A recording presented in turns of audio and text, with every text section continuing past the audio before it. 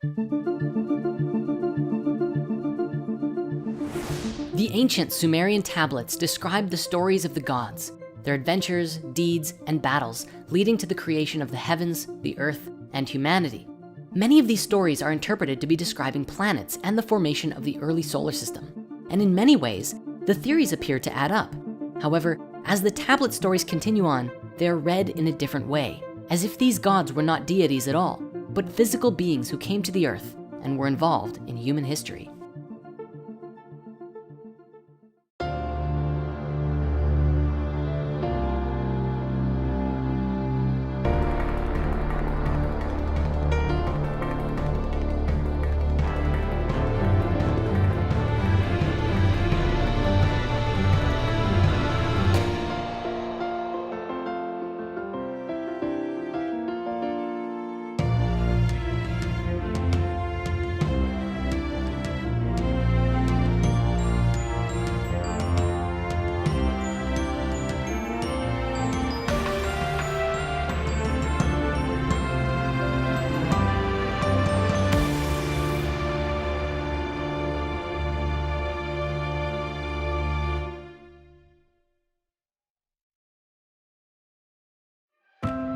When we're looking into the stories and interpretations of the Sumerian tablets, there comes a point when we have to change our perspective as to the nature of who or what these gods were. For so long now, we've been observing the interpretations where these deities are essentially a storytelling method to explain the creation of our solar system in the form of planets. The electric universe and the Nibiru theory covers a few different possibilities about how these events could have transpired. However, as we look to the continuation of these stories, we begin to see the interpretations change. Looking at the Enuma Elish and a wide number of other Sumerian tablet stories, we see these gods interpreted as if they were actual physical beings who are believed to have played a part in the creation of humanity. This is one of the many reasons that interpreting the tablets are strange, and why historians may often choose to perceive the entire thing as a series of metaphors instead.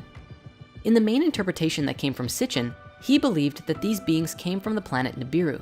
However, other scholars who also interpret these gods as beings sometimes forego the conversation of Nibiru entirely and suggest instead that they simply came from somewhere else, such as the Pleiades, which are written about quite commonly in the tablets. Keep this in mind as we move forward, because while we'll be focusing on the general interpretations here, there are tons of variations and ideas about how this could have played out. Going back to the Enuma Elish, it ends with Enki or Ea creating humanity because Marduk commissioned it so.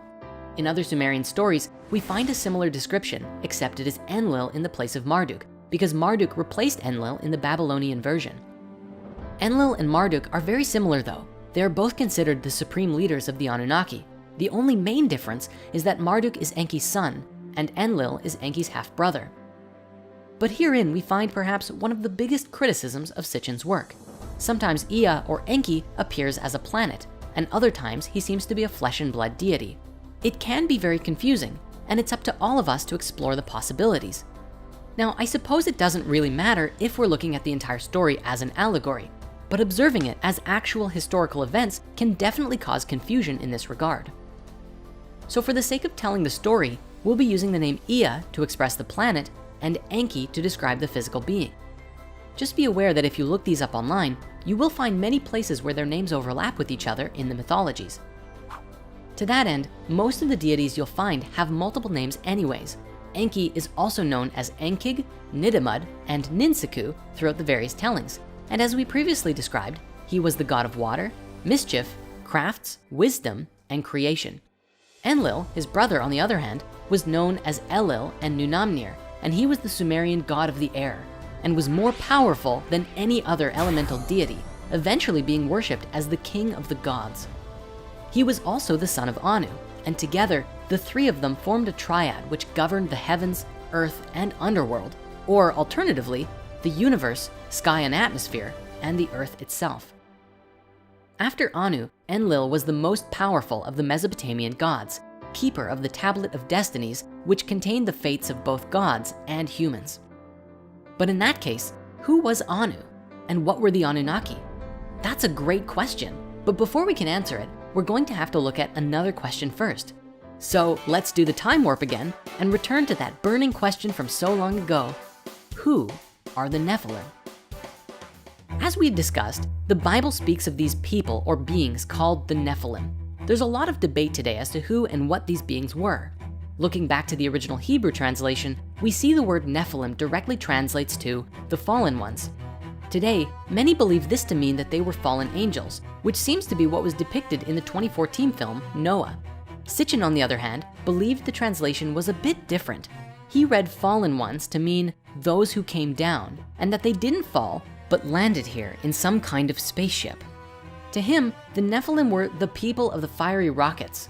Of course, this is one of those translations that doesn't seem to often hold up well to scrutiny, but it's interesting given the context of these stories nonetheless.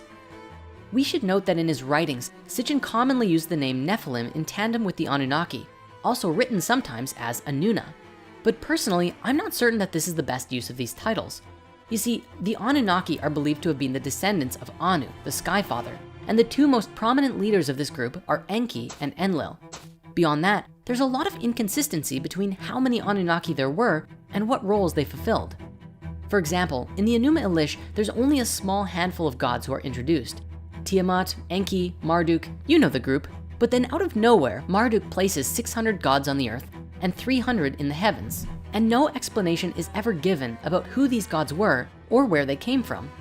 Later on in our own history, the ancient Hittites identified the Anunnaki as the oldest generation of gods, who were overthrown and banished to the underworld by the younger gods, which is curiously what is described in the Enuma Elish itself, and reflects the stories of the old Titan gods in Greece being overthrown by a younger pantheon.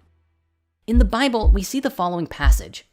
The Nephilim were on the earth in those days, and also afterward, when the sons of God came into the daughters of men, and they bore children to them. Those were the mighty men who were of old, men of renown. Well, they better have been courtly and romantic, because if that line is implying anything else, I don't like it. The Bible describes that they were the offspring of the sons of God and the daughters of men, essentially making the Nephilim be a little bit more like demigods, a hybridized species born of the gods, who would have been the Anunnaki and humans together. It's theorized this could be where demigods in general came from, such as Hercules, who is the son of the god Zeus, and the mortal woman named Alcmene.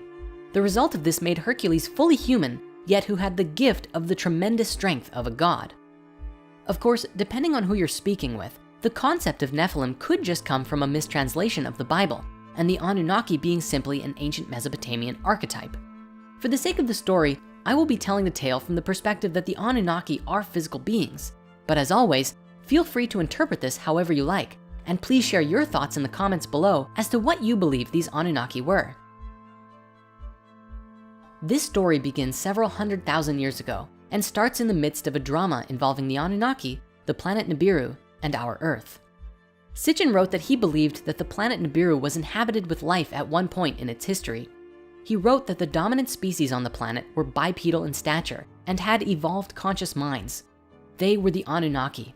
These beings were said to be much bigger than we are today, with the women being about 10 to 12 feet and the men being 14 to 16 feet tall, which you might recall relates with the various levels of consciousness we explored way back in Spirit Science 11 and 12. The Anunnaki were not immortal, but they had exceptionally long lifetimes compared to what we're used to. Sitchin's translations estimated their lifespan to be somewhere between 360,000 and 500,000 Earth years. However, another scholar, Lawrence Gardner, suggested the Anunnaki only had lifespans of 50,000 years. The Anunnaki have been described in several different ways. Most commonly, they're depicted as tall, bearded men, and sometimes there are women and children depicted as well. However, they sometimes are interpreted to have been crocodile-like in nature or with reptilian features. If you're familiar with a lot of New Age ideas, you might have heard of the idea of reptilians, which are said to be bipedal lizard creatures and are usually the antagonists in the human story. However, just as there are reptile humanoid statues from ancient Sumer, so too are the Anunnaki also depicted as bird-like, which Sitchin believed was simply their space helmets. Either way, both of these depictions of the Anunnaki, as reptiles or birds, are scarce, with the tall bearded men version being the most prominent.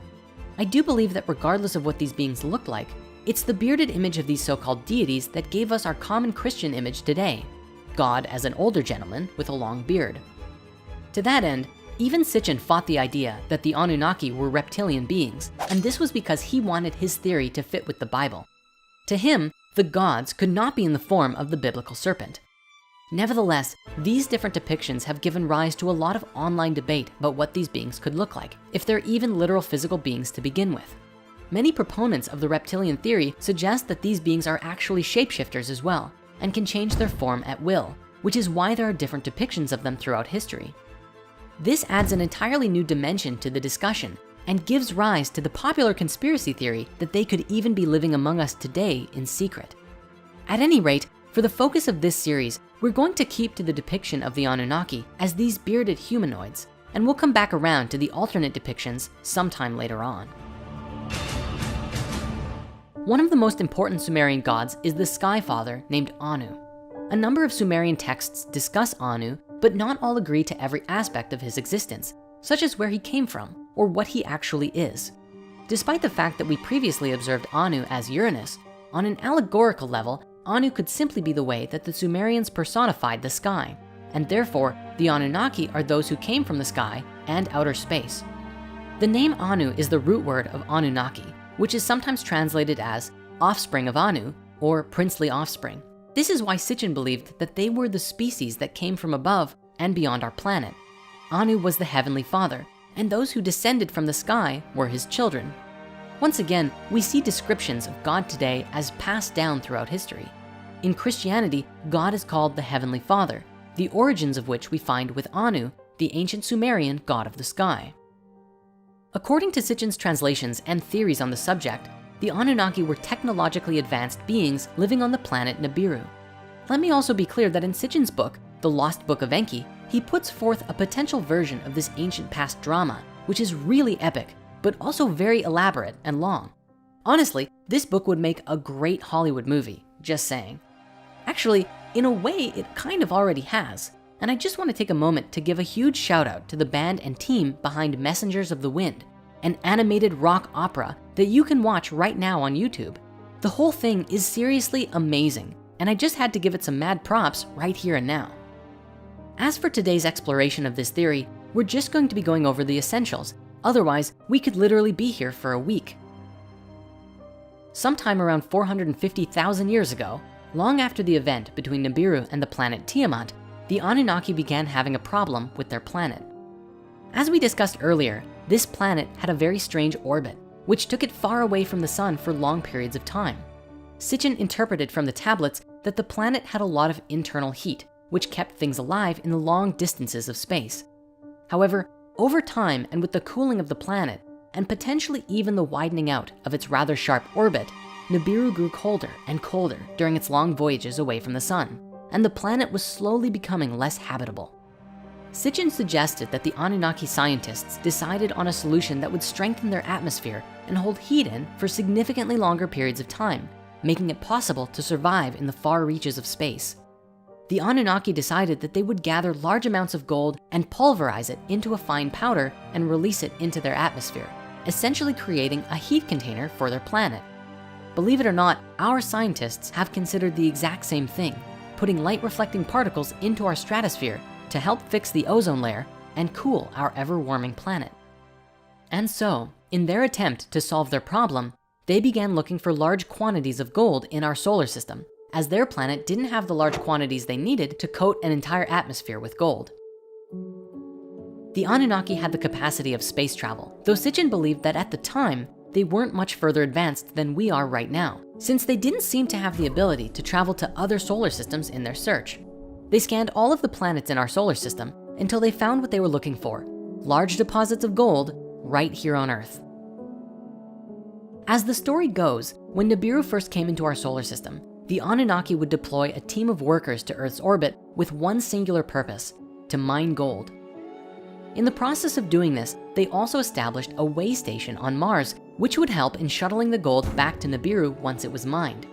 Sitchin also believed that they had, during this time, built the face on Mars as a monument to an Anunnaki who had died there, after playing a pivotal role in finding the gold, which was going to save their planet.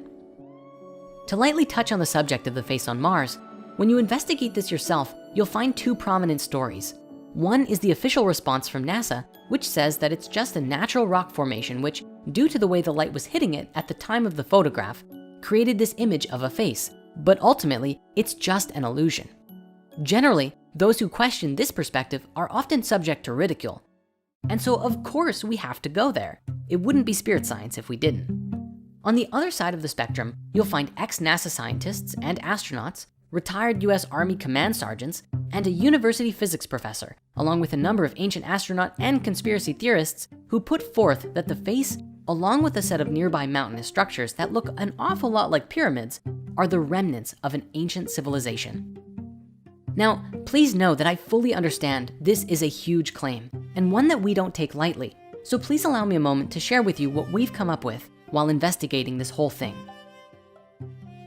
In a lecture given in 2009, Bob Dean, a retired command sergeant major, said the following.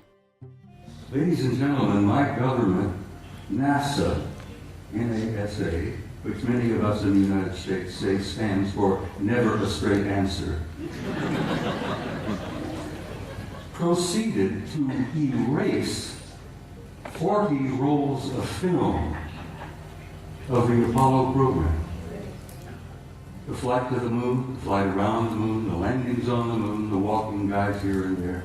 They erased, for Christ's sake, 40 rolls of film of those events. Now we're talking about several thousand individual frames that were taken that the so-called authorities determined you did not have a right to see. Oh, they were disruptive, socially unacceptable, politically unacceptable. I become furious. I'm a retired command sergeant major. I was never famous for having a lot of patience. Now, another man named Brian O'Leary, who was a NASA astronaut and a close friend of Carl Sagan for many years, expressed in an interview with Project Camelot that a huge rift was created in their friendship over the face on Mars. Carl and I debated this, and it was very disappointing to me because not only was Carl wrong, he also fudged data. He published a picture of the face in Parade magazine, a popular article saying that the face is just a natural formation. But he doctored the picture to make it not look like a face. And I began to realize just directly, from a scientific point of view, not only hearsay, that this man was colluding with NASA, that there might be more to this than before. And then when I started studying things like MJ-12 and other organizations that were covering up the UFO phenomenon, Carl was on a committee with a number of notable people. There was a report issued by the Brookings Institution in 1961, and that's about when I knew Carl. During those years, the 60s mostly, is when I worked closely with him, that he and this other group said, well, if any ETs ever showed up on the Earth, it has to be covered up. That's the only way we're going to be able to manage this, because if we can't, it would be too much of a culture shock. So their recommendation to the government in 1961 was to cover up the UFO phenomenon. And I think in a way that provided a justification for the ongoing cover-up. Way back in '61, was to keep things secret. But Bob and Brian aren't alone in their claims. We also find very accomplished scientists and mechanical engineers who are involved with NASA who basically share the same story. We'll share some links in the author comments so that you can read up on all of these responses to Cydonia and the face on Mars. And with that, it's about time we return to our story. Now in the Enuma Elish, it says that Marduk placed 300 Anunnaki in the heavens and 600 on the earth, or the netherworld, depending on the translation. And all of these Anunnaki were led by 12 leaders. Sitchin believed that this was attempting to describe that there were 600 worker Anunnaki who came to Earth to dig the gold, who were led by 12 supervisors or bosses. The 300 gods in the heavens were believed to be another 300 Anunnaki who stayed in orbit on their mothership above the surface of the planet, similar to how we have the International Space Station in orbit today. To begin their mission, the Anunnaki first went to the Middle East. Sitchin believed it to be in the area of present-day Iraq, where in 7 days they established Eridu. Eridu is commonly believed to be the oldest Sumerian site across all of Mesopotamia. And is it possible that this is where the 7 days of creation come from in Genesis? Either way, it was here that they established their headquarters. For the gold, however, they went to mine a specific valley in Southeast Africa, where the largest natural deposit of gold was known to be. Of the 12 supervisors, Enlil was the leader of the whole operation, and Enki was second in command. The Anunnaki carved deep into the earth and dug large quantities of gold. Then, every 3,600 years when planet Nibiru came around, they would shuttle the gold to their homeworld and return to digging while Nibiru traveled its orbit again. Now, according to Sitchin and supporting theorists, they dug for a very long time, about 100,000 to 150,000 years before the rebellion took place.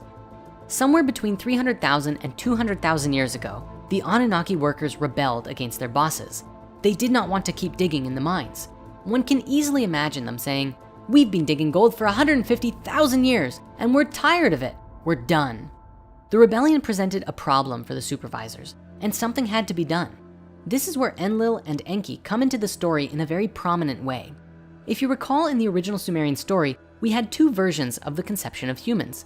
In one, it was Namu's idea, and in the other, Enlil told Namu the idea, who gave it to Enki.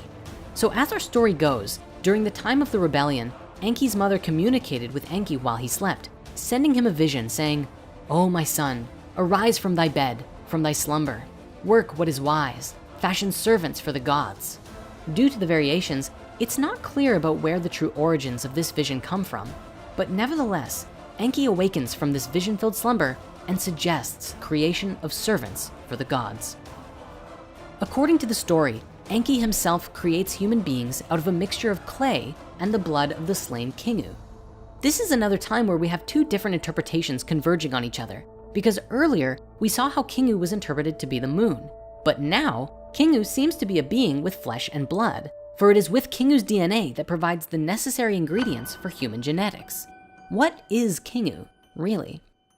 Looking at the rest of this description, we see a few more possible interpretations. To some, the term clay doesn't mean like physical clay, but earthly matter, including pre-existing life. And many believe that this line actually means that humans were created in a synthesis of Anunnaki DNA and the DNA of the highest form of primitive life available on the earth.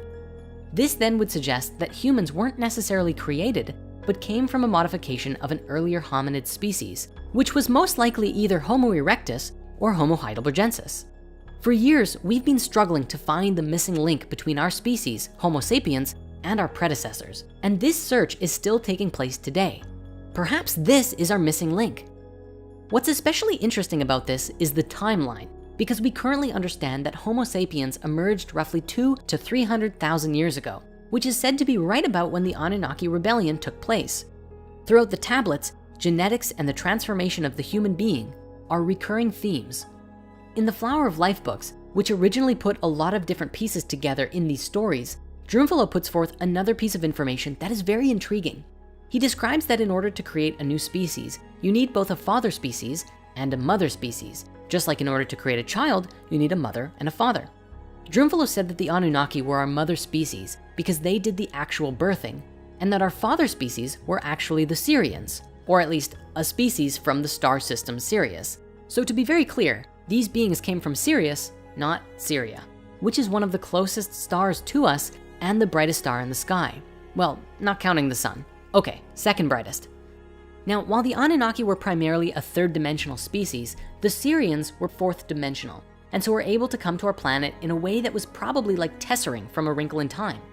In a stunning ritual, he described that these beings traveled here interdimensionally and entered directly into the womb of the halls of Amenti and before the Flower of Life, the sacred heart of all consciousness on the planet.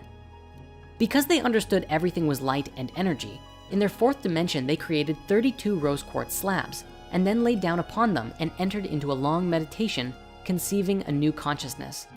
Then Enki on the third dimension created a laboratory human egg, a genetic fusion of Anunnaki DNA and the DNA of the previous hominid species, and put them into Anunnaki women who were volunteering to do this.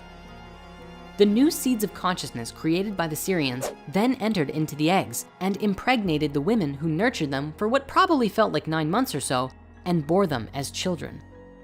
Now, let's be clear that this part about the Sirians is not found in the Sumerian tablets themselves, and so it's not grounded in any ancient writing. But it's a very compelling idea nonetheless, especially because of its implications, that the Anunnaki developed our bodies, but not our souls. And I mean, who knows? Maybe they were the bird people. Then again, it might all just be a fun idea and nothing more, because just as much as the Sirians could be said to be our father species, It could also be said that Homo erectus was our father species, the seed that was nurtured into something new.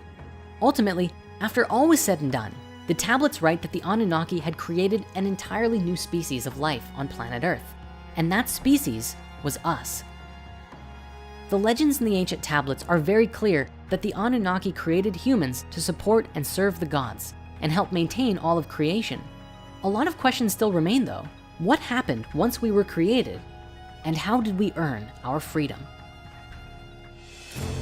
The plan for the Anunnaki was to create a more advanced race than Earth had at the time, to use for the purpose of mining gold and performing other laborious tasks. This, according to these interpretations of the ancient Sumerian records, was our original purpose as a species, a slave race to mine gold. Sitchin believed that the Anunnaki's original intention was to use us to mine all of the gold that they needed and then destroy our race and leave the planet once they had no more use for us. What's amazing about this interpretation is that there are some incredible discoveries we've made in recent years that lend some merit to the story. As we previously discussed, we have first the timeline itself. The sudden emergence of Homo sapiens 200,000 to 300,000 years ago is a huge piece in the puzzle. What caused this dramatic jump in evolution from Homo erectus or Homo heidelbergensis at this time frame? Today, archaeologists still have a difficult time explaining it. I don't want to outright suggest that it was explicitly the Anunnaki. Maybe it was a big cosmic monolith from 2001, A Space Odyssey. That'd be pretty cool. Then again, the tablets say it was Enki. So let's go with that for now. Now, here's where we have something very curious. And if you haven't heard it before, brace yourself because it's pretty amazing. Right in the area where the Sumerian records state that we mined gold, archaeologists have found what may actually be gold mines. And these ancient ruins are believed by some to date back as far as 200,000 years. Stay open while we go through this because there's a lot of mystery here and even more debate around the nature of these ruins. So we'll do our best to cover all sides of the argument. Archaeologists, anthropologists, and historians don't really have an answer about how these colossal sites could exist back from 200,000 years ago, which is why many still debate that they're only 25,000 years old, or somewhere between those numbers. The general consensus in the mainstream world is that they're just early human settlements, not gold mines. However, even if this is true, even if these sites are not ancient gold mines, the magnitude of these ruins, even dating them at their most recent date, throws a huge wrench in our modern preconceptions about the origins of agriculture and civilization, with historian Professor Peter Delius and archaeologist Dr. Alex Schumann putting forth that they are a clear indication of an ancient technological and agricultural innovation long before the colonial era. Along with these amazing insights, we also have the discovery of what is now called Adam's calendar, which is a curious arrangement of ancient blocks aligned perfectly with the movements of the sun, solstices, and equinoxes. Today, these sites are known as the Baconi ruins, named after the Baconi people who trace back to the early 16th century, despite clear evidence that these ruins date back thousands upon thousands of years prior. The ruins themselves today are generally neglected by the government and heritage institutions and are getting damaged over time, but some have been saved thanks to the initiatives of private owners. These ruins are a giant complex of circular structures connected by channels and suspended in an expansive web of agricultural terraces. If we assume these were dwellings, some suggest it could have held an absolutely massive population, which is unimaginable to think something like this could exist so long ago. But now, here's where things get even more interesting. Extensive electronic measurements that took place of these ruins in 2011 have shown that the circular stone ruins are actually energy generating devices using the natural sounds that emanate from the earth to create strong electromagnetic fields as a result of sound amplification. The shapes of these circular ruins are specific and unique because each circle represents the cymatic pattern of the sound energy as it appears on the surface of the earth at that point. And just briefly, in case you're unfamiliar with it, cymatics is a word derived from the Greek chyma, meaning wave, and ta chymatica, meaning matters pertaining to waves. The study of cymatics was pioneered by a Swiss medical doctor and natural scientist named Hans Jenny. He was able to create a physical representation of vibration, or how sound manifests into form through the medium of various materials.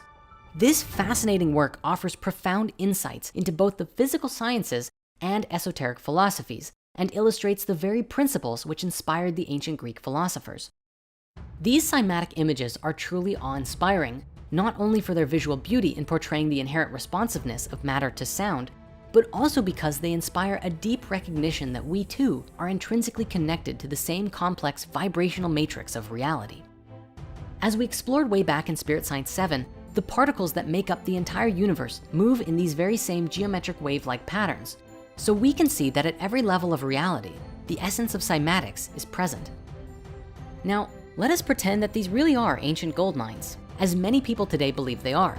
It would appear then that with a deep understanding of the phenomenon of cymatics, that the Anunnaki were able to mine gold or perhaps move it around using the frequencies of the earth, and thus their gold mines were designed very specifically to resonate with the sounds of the planet, allowing them to do their work more easily. We know today that sound levitation is fully a thing and may even be a great key to flying vehicles one day. So is it possible that these sites are the ancient remnant of sound levitation and like uses on an absolutely massive scale? Some sites, such as this one, are even more unique, having seemed to be constructed to very precise phi ratios. I know that so far we've been drawing all of these miners with pickaxes, and we're going to continue to, but please know that this is for the ease of telling the story for us today. To these ancient miners, they'd probably think pickaxes were a fairly limited and primitive technology. Regarding these ruins, the man responsible for leading the research on the electromagnetic fields of these sites is Michael Tellinger, who wrote the following about his experience there. I have measured these spectacular energies and electromagnetic waves and therefore do not hesitate to make these claims.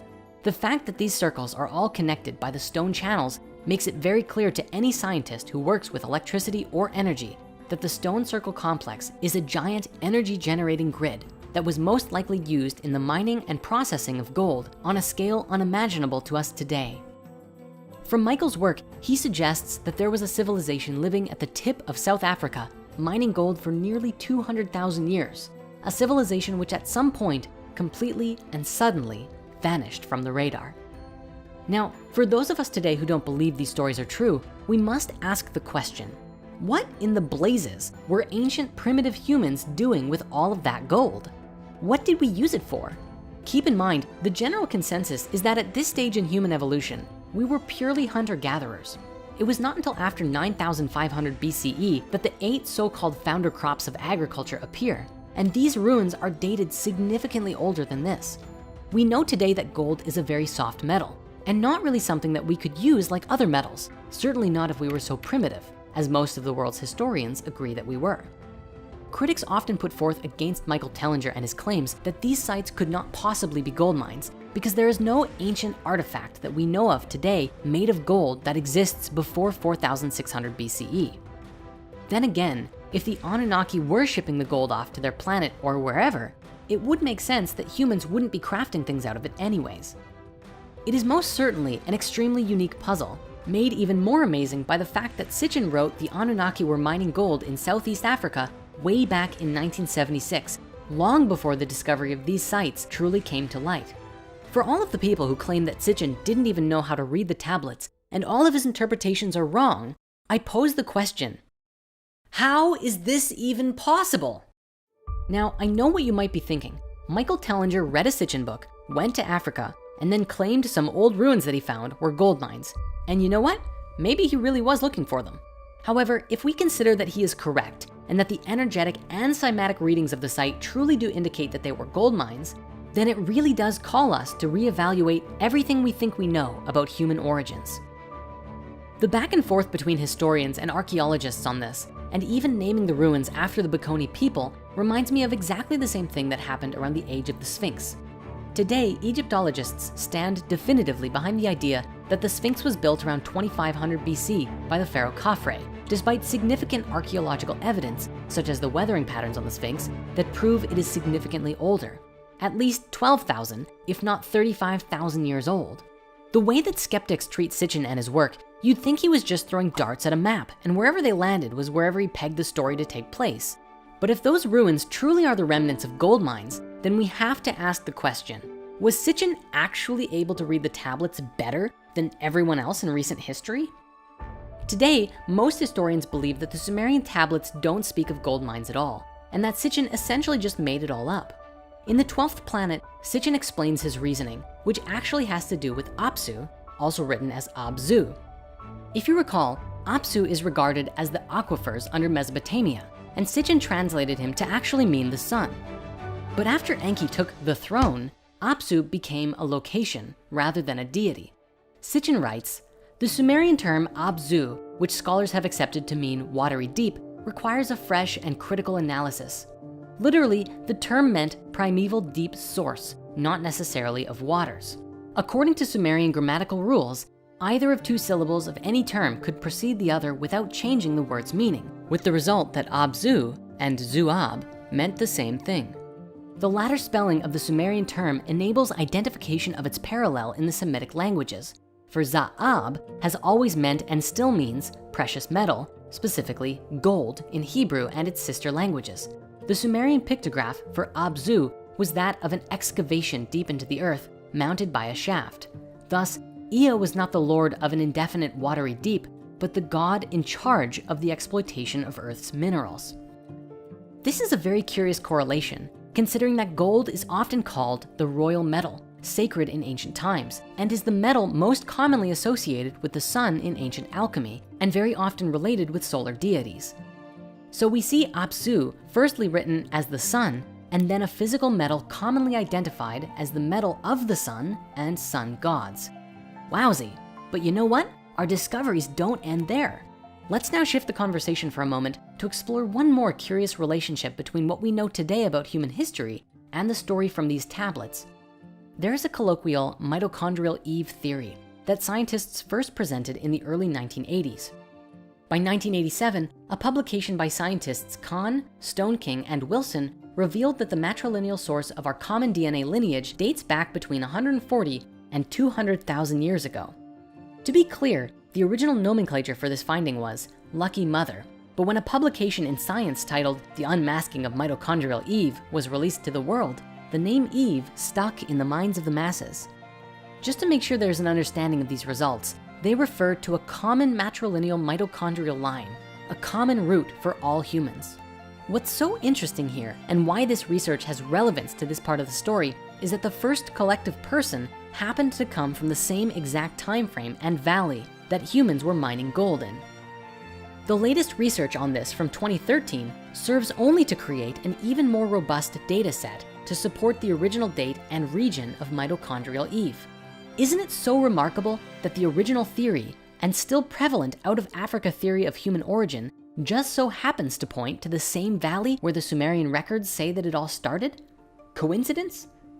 You decide. Let's now bring ourselves back to the story, sometime around 200,000 to 300,000 years ago, when Enki created humanity.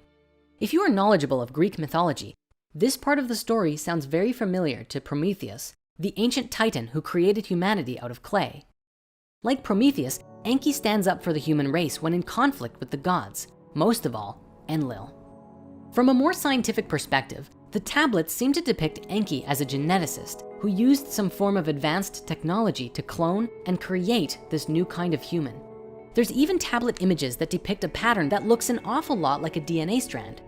Despite Enki's work, Enlil was still in charge of the operation and would command Enki to modify the genome as he required.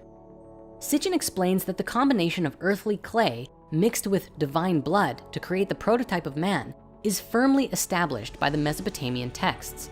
We also see this reflected in Genesis 2, where Elohim fashioned Adam from the clay of the soil, and he blew in his nostrils the breath of life, and Adam turned into a living being with a soul. The Hebrew term commonly translated as soul here is nephesh, that elusive spirit that animates a body and seemingly abandons it when the physical form dies. Interestingly, the term Adama, after which the name Adam was coined, originally meant not just any earth or soil, but specifically dark red soil. The Hebrew name for the color red is also Adam, which stems from the word for blood. This name Adam employed a Sumerian linguistic play of double meanings. The Adam could mean several things: one of the earth, one made of dark red soil, and especially the one made of blood. The Sumerian texts also speak of attempts to craft a perfect primitive worker, which along the way resulted in deformed humans created by Enki and the mother goddess Ninhursag, which you might remember from her other name in the Babylonian story, Damkina. Essentially, In an attempt to perfectly match the genome of their human prototypes with the Anunnaki, there were some mistakes that were made along the way through a process of trial and error. Ninhursag also has another name called Ninmah, and in one particular ancient story called Enki and Ninmah, describes a bunch of awkward failures. In the story, Ninmah produces a man who could not bend his outstretched weak hands, one who could not close his eyes, one with both feet broken, one who was just an idiot, a man who could not hold back his urine, a woman who could not bear children, and a being who had no sex organs at all. With each new failed attempt at a proper functioning human, Enki finds a place for them in society, often as servants for the king. Sitchin theorized that the story recalls the first phase of the existence of the hybrid man, a being in likeness and image of the gods, but incomplete in some ways, including sexually, lacking in quote unquote knowing. However, they were still useful to the Anunnaki's plan as servants in some way, shape, and form. According to this theory, for many thousands of years, Enki continually cloned and created new proto-humans who would grow up to become minors. However, these beings were sterile. They could not reproduce. During the period in which they grew into adults, these first humans were placed in an area where they could be contained and not leave. Sitchin believed that it was only when they grew up enough to be useful to the Anunnaki that they were transported to the mining area in Africa. I will also fully acknowledge that there's some discrepancy in this idea though, because the story of Enki and Ninmah specifically says Ninmah took clay from the top of the Abzu in her hand, and she fashioned from it first a man who could not bend his outstretched weak hands. The use of the location Abzu here though suggests that the creation of humanity actually took place in Africa, which also aligns better with the mitochondrial Eve discovery that we looked at earlier. Perhaps then it's just the other way around, and that after fashioning these servants, they were found useful to the Anunnaki in other ways than mining, and were transported to Mesopotamia to help work in and maintain Eridu or other locations nearby. Either way, it's believed that the location where these slaves worked in Mesopotamia was a place called Eden, which is the root word for the biblical Garden of Eden. There's a few ideas about this translation though. Today, most modern scholars translate the Sumerian term Eden as steppe or plain, suggesting it refers to a large field, I guess. Sitchin, on the other hand, translated Eden to mean home or abode of the righteous ones. At any rate, it's what happened in this location where things get intense. A dispute was growing betwixt the gods. You see, Enlil is often described as the oppressor of humanity, a bit of a patriarchal overlord who commanded the slaves. Enlil is said not to really care about humanity though. He just wants to mine gold, destroy humanity, and go home. The tablets even say that he orchestrates a massive flood to wipe out humanity, a subject that we'll get to shortly. Enki, on the other hand, is described as humanity's champion. Enki cares about humanity and sees them a bit like his children. And while they've been producing all of these sterile slave humans to mine gold and till the fields and all that stuff, in secret, he has been continually refining and developing the human genome to produce the perfect human, one who is capable of reproduction and living as its own sovereign species. This story says that Enki finally discovers the perfect genetic pairing and that a real human is achieved. On the subject of the creation of the first humans and this land of Eden, there are two Sumerian myths I'd love to share with you. The first being Enki and Ninhursag, and the second being the Atrahasis. Now, the story of Enki and Ninhursag is a bit long, so we're just gonna summarize the essence of it here. Basically, in the story, there is a paradise land called Dilmun. The story begins with what you might call not safe for work content. So I'm just gonna gloss over that for now and say that eventually, Enki eats 8 unique plants in this sacred paradise land. Unfortunately, the goddess Ninhursag considers this act to be a terrible sin. In a way, these are a bit like forbidden plants, and so she causes 8 of Enki's body parts, including one of his ribs, to suffer.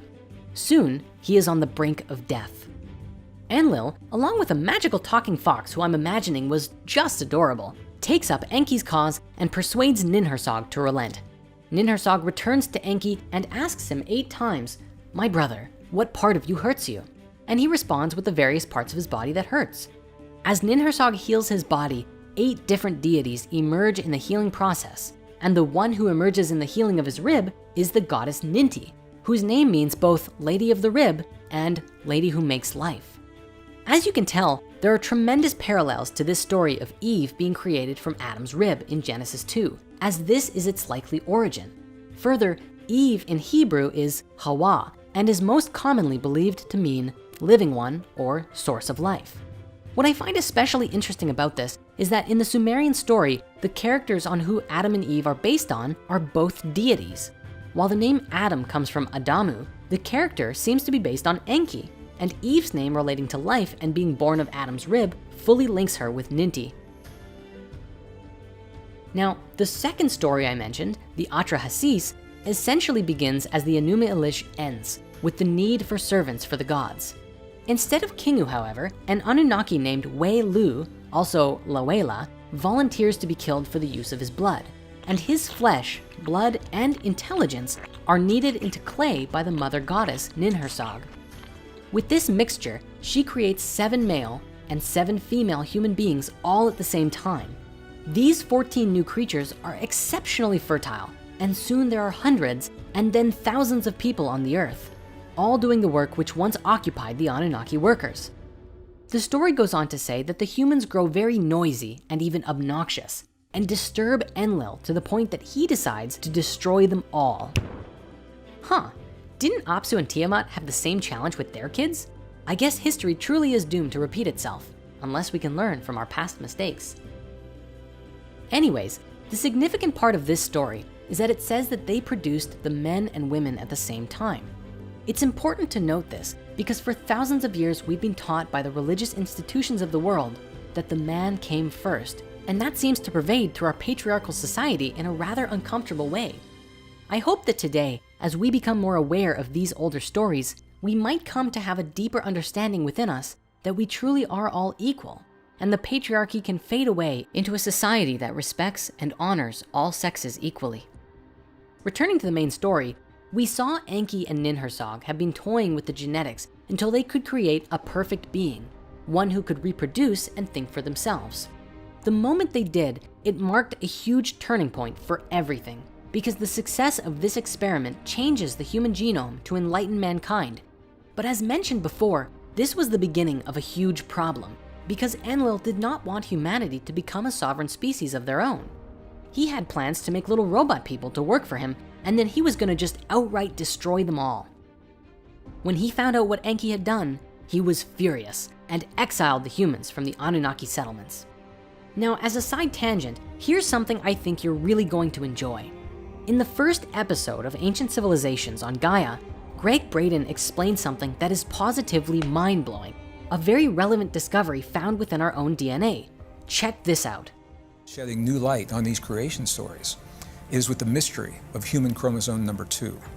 Human chromosome number 2 is the second largest chromosome in the human body. It forms about 8% of the DNA in every cell.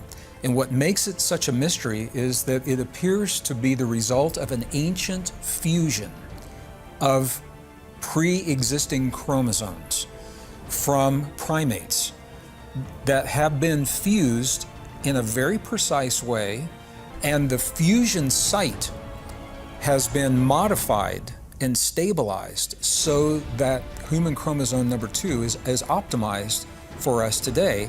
This has happened in a way that cannot be explained by evolution as we know it today. Now, why is this important?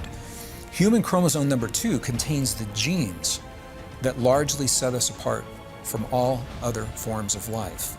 The cortex of the human brain that gives us the ability for things like logic, empathy, sympathy, compassion, the ability to consciously trigger conscious states of self-healing within our bodies. These are possible because of what has happened with human chromosome number 2. Could chromosome number 2 be the work of a master geneticist, otherwise known as Enki from the Sumerian text? With this revelation, the tablets give us a significantly different perspective of the Garden of Eden story and our origins. Now, at this time, I have to encourage you to really practice looking at this openly without judgment or fear, because there are deep roots within our psyche from generations of institutional Judaism and Christianity that have essentially indoctrinated us into believing a very specific ideology. For example, the serpent in the Garden of Eden is said to be Satan. Generally, if you suggest an alternate interpretation to this, people naturally assume you must be evil yourself. So with that as a disclaimer, we get to see that the myths on which the Garden of Eden story were based actually suggests that the character who eventually was written to be the snake was really freeing us from our captivity. It was due to Enki's modification that we tasted a form of knowledge that we were not previously capable of comprehending, thinking for ourselves, becoming self-aware, and capable of doing anything because we were no longer running on the Anunnaki programs, but our own unique consciousness. However, this also came at a price. We were capable of doing anything, including experiencing within us both good and evil. We had tasted from the fruit of knowledge of good and evil. Perhaps this is why the snake was written to be Satan in the creation of the Old Testament, because they had stories of paradise and gods from their ancient history, and the authors naturally assumed that the exile from the Garden of Eden was a punishment. In a way, it was, because we had to learn to fend for ourselves from now on. But ultimately, that would bring us to, over the next thousands of years, evolve our consciousness higher and higher and become the beings that we are today. The beautiful thing is, we're still growing, and one day we will evolve to the point where we will know and understand that we are all connected, and we will travel and explore the universe and experience a life almost unimaginable to us today. Now, there's one more fun thing about all of this that I wish to share with you. Genesis 3:8 says, "Then the man and his wife heard the sound of the Lord God as he was walking in the garden in the cool of the day. And they hid from the Lord God among the trees of the garden. But the Lord God called to the man, 'Where are you?' He answered, 'I heard you in the garden, and I was afraid because I was naked, so I hid.' And he said, 'Who told you that you were naked? Have you eaten from the tree that I commanded you not to eat from?'" Okay, let's break this down. First, God is walking through the garden. He's walking, implying he has a physical body. In this classic scene, God is walking through the garden calling for Adam and Eve. He doesn't know where they are. He's God, but he doesn't know where Adam and Eve are? He calls for them and they come. He doesn't know that they ate the fruit until he sees them trying to hide themselves because they are ashamed. It is only then that he realizes what they've done. Now, is it just me, or is it a little curious that a being considered an omnipotent creator deity would both have a body, misplace his creations, and then not know what they've been up to while he was out? On top of that, the name used for God in the original Hebrew Bible is Elohim, and this is a word which is not actually singular, but plural. It gives support to the idea that the God the Bible is describing was not a singular being, but a race of beings, or at least multiple physical beings. And as we saw earlier, when Enlil found out what Enki had done, he was furious. But regardless of what Enlil had commanded, human beings were created, and this set them on a path. Humanity stepped into a new beginning, free of slavery, and into a journey of self-discovery. What's more amazing is that all of this was inscribed in the Sumerian tablets over 2,000 years before the Bible was ever written down. When discussing the story of the history of humanity, this is the part where there's a bit of a break in the chain, making it very difficult to discern the truth. Keep this in mind for this chapter specifically, because the ancient accounts are very fragmented and their meanings are not always agreed upon. You see, most stories in the Sumerian tablets document the creation of humanity and then usually are fragmented until the story of the flood. The flood is a huge discussion of its own and one that we're going to be exploring very soon. However, there is a big mystery of what happened in the middle. In order to make sense of it, we have to look to a few different sources. It's definitely one of those subjects that I really encourage keeping an open mind about, because there are several different key versions and stories about what happened, from James Churchward's account of Mu, to the Book of Enoch, to Plato's account of Atlantis, which may have even come from ancient Egypt. Along with that, we will also touch upon the Emerald Tablets of Thoth and other myths and legends from around the world, and of course, Drumvelo's account from his books, The Ancient Secret of the Flower of Life, which, as we mentioned before, did an amazing job of putting a complete story together only a few decades ago. According to Drumvelo's version, from the time of Adam and Eve, our race developed in two strains. One that could live free from enslavement, although they were still monitored, and the others that were destined for a life of slavery. After the first humans were born, they moved away from Eden to another part of Africa or Eurasia, where they were allowed to grow and develop their consciousness. Eventually, there was a consciousness shift, and these early humans migrated to a place that was very isolated from the rest of the world. The place that we moved to was called Mu, though commonly today it's known by the name Lemuria. When you begin to research Lemuria, you find some interesting things. The original theory for Lemuria was that it actually was an island or a stretch of islands located in the Indian Ocean, connecting Madagascar to India. The name Lemuria actually came about from a 19th century controversy over Darwin's origin of species. Defenders of his theory had trouble explaining how a certain species, specifically lemurs, became distributed in Madagascar and India, but not in Africa or the Middle East, connecting the land masses. It became suggested that at one point, a land bridge existed in the Indian Ocean, which they named after the lemurs they were studying. Thus the name Lemuria came to be. The concept of Lemuria was quite popular for a while, before losing relevance due to the evolution of continental drift theory, where the continents existed together as Pangaea.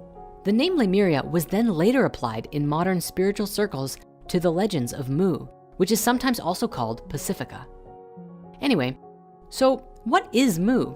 Well, the legend of Mu first began in the writings of Augustus Le Plongeon, after his investigations of the Mayan ruins in the Yucatan. His work with translating parts of the Popol Vuh led him to believe that Mu was associated with the lost continent of Atlantis, and wrote about it as such. However, Mu as a lost continent in the Pacific began with a man named James Churchward, who met with Plongeon and his wife in 1885 after their 12-year excursion in the Yucatan. The hypotheses are featured in a series of books written by Churchward between 1926 and 1933.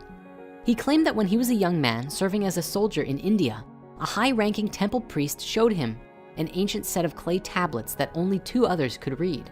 James said that he convinced the priest to teach him the ancient language, and that upon reading them, he learned that they came from a place where man first appeared, Mu.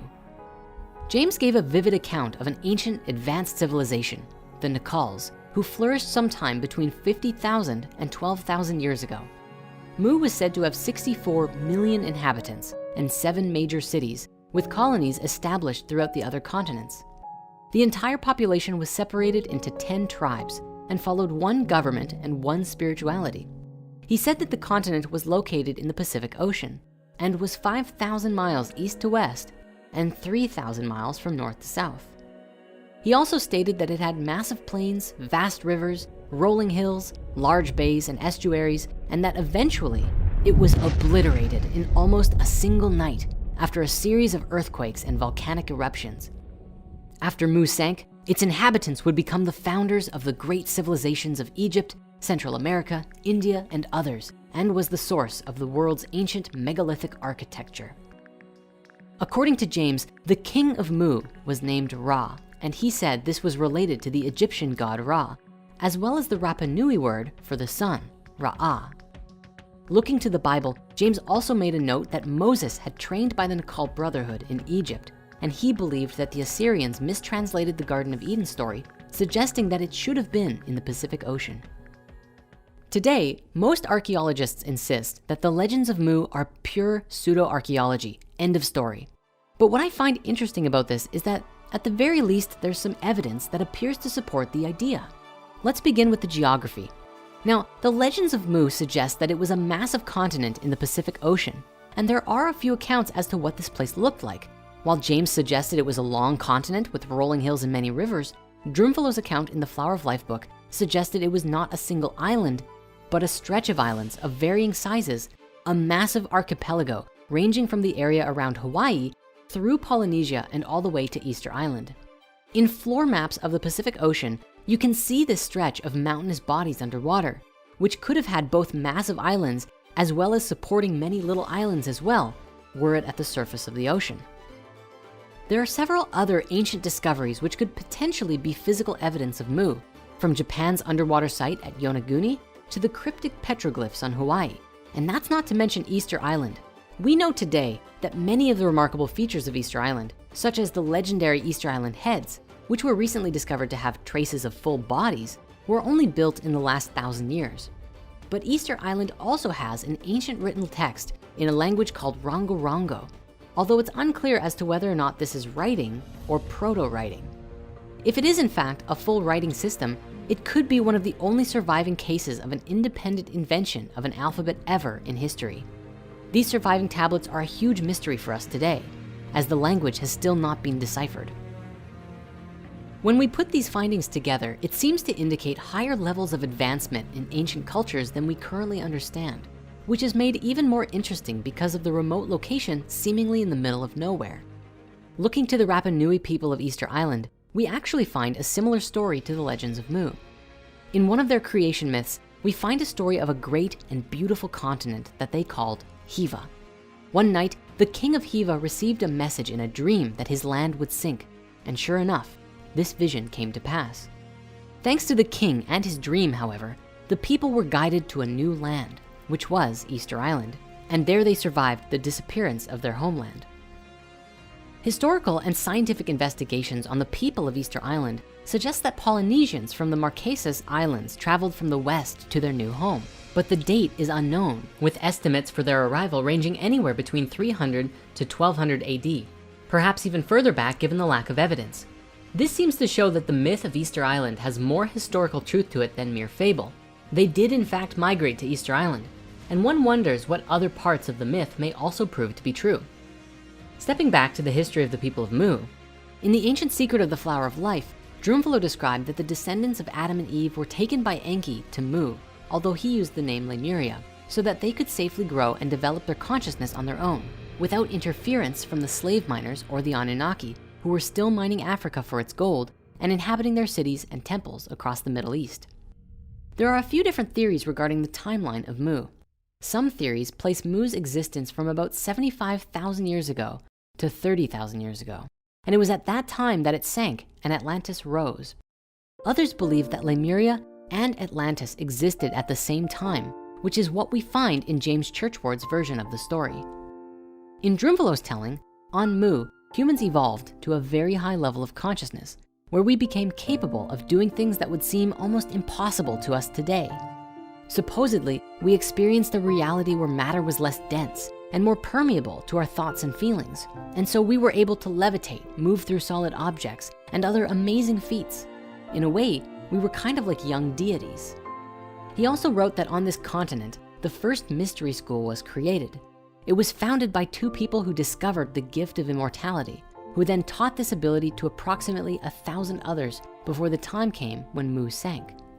This event is described as a terrifying cataclysm, which we find two predominant versions for depending on the timeline. James Churchward suggested that the main mineral of the landmass of Mu was granite and was honeycombed with huge shallow chambers and cavities filled with explosive gases. And due to volcanic activity underneath the continent, it released tremendous explosions, causing the continent to sink. As with most legends of a lost civilization, the stories all describe that Mu or Lemuria, for one reason or another, sank beneath the waves, leaving no remnant of it behind, and the survivors made their way to new homes. And one common theory about where they went was a new continent called Atlantis. Sort of a fun side note here. Do you remember way back in the original Human History movie where we started by saying, well, this? This story spans back hundreds of thousands of years into our past. It talks about Tiamat and Nibiru, the Nephilim, seeding the human race, Adam and Eve, and the children of Lemuria. This portion of the story is really interesting, but not the most crucial to know. We're not going to be covering this at this time. We are, however, going to be picking up the story at the end of Lemuria and discussing the events of Atlantis up to present day. Well, guess what? We're here. I'm so happy to at long last bring some context to the beginning of that particular story. However, there's still more to cover that we previously hadn't. And for those who haven't seen the original Human History movie yet, we'll make sure to cover the basics as well so that you won't be left out. Though, you can always go watch that one right after this is done. It was at this point that another mass migration occurred, where the children of Mu found a new home, and they called it Atlantis. So, Atlantis. The best place to start here is with the origins of this myth. The first account of Atlantis actually came from Plato in his writings called Timaeus and Critias from about 360 BC. He discussed an ancient kingdom called Atlantis located on an island in the Atlantic Ocean, somewhere beyond the Pillars of Hercules in the modern-day Straits of Gibraltar. Today, the modern consensus around this story is that Atlantis is purely fictitious, a parable used for educational purposes or to glorify Athens in the eyes of Plato. And while most people believe this, there are those who suggest otherwise.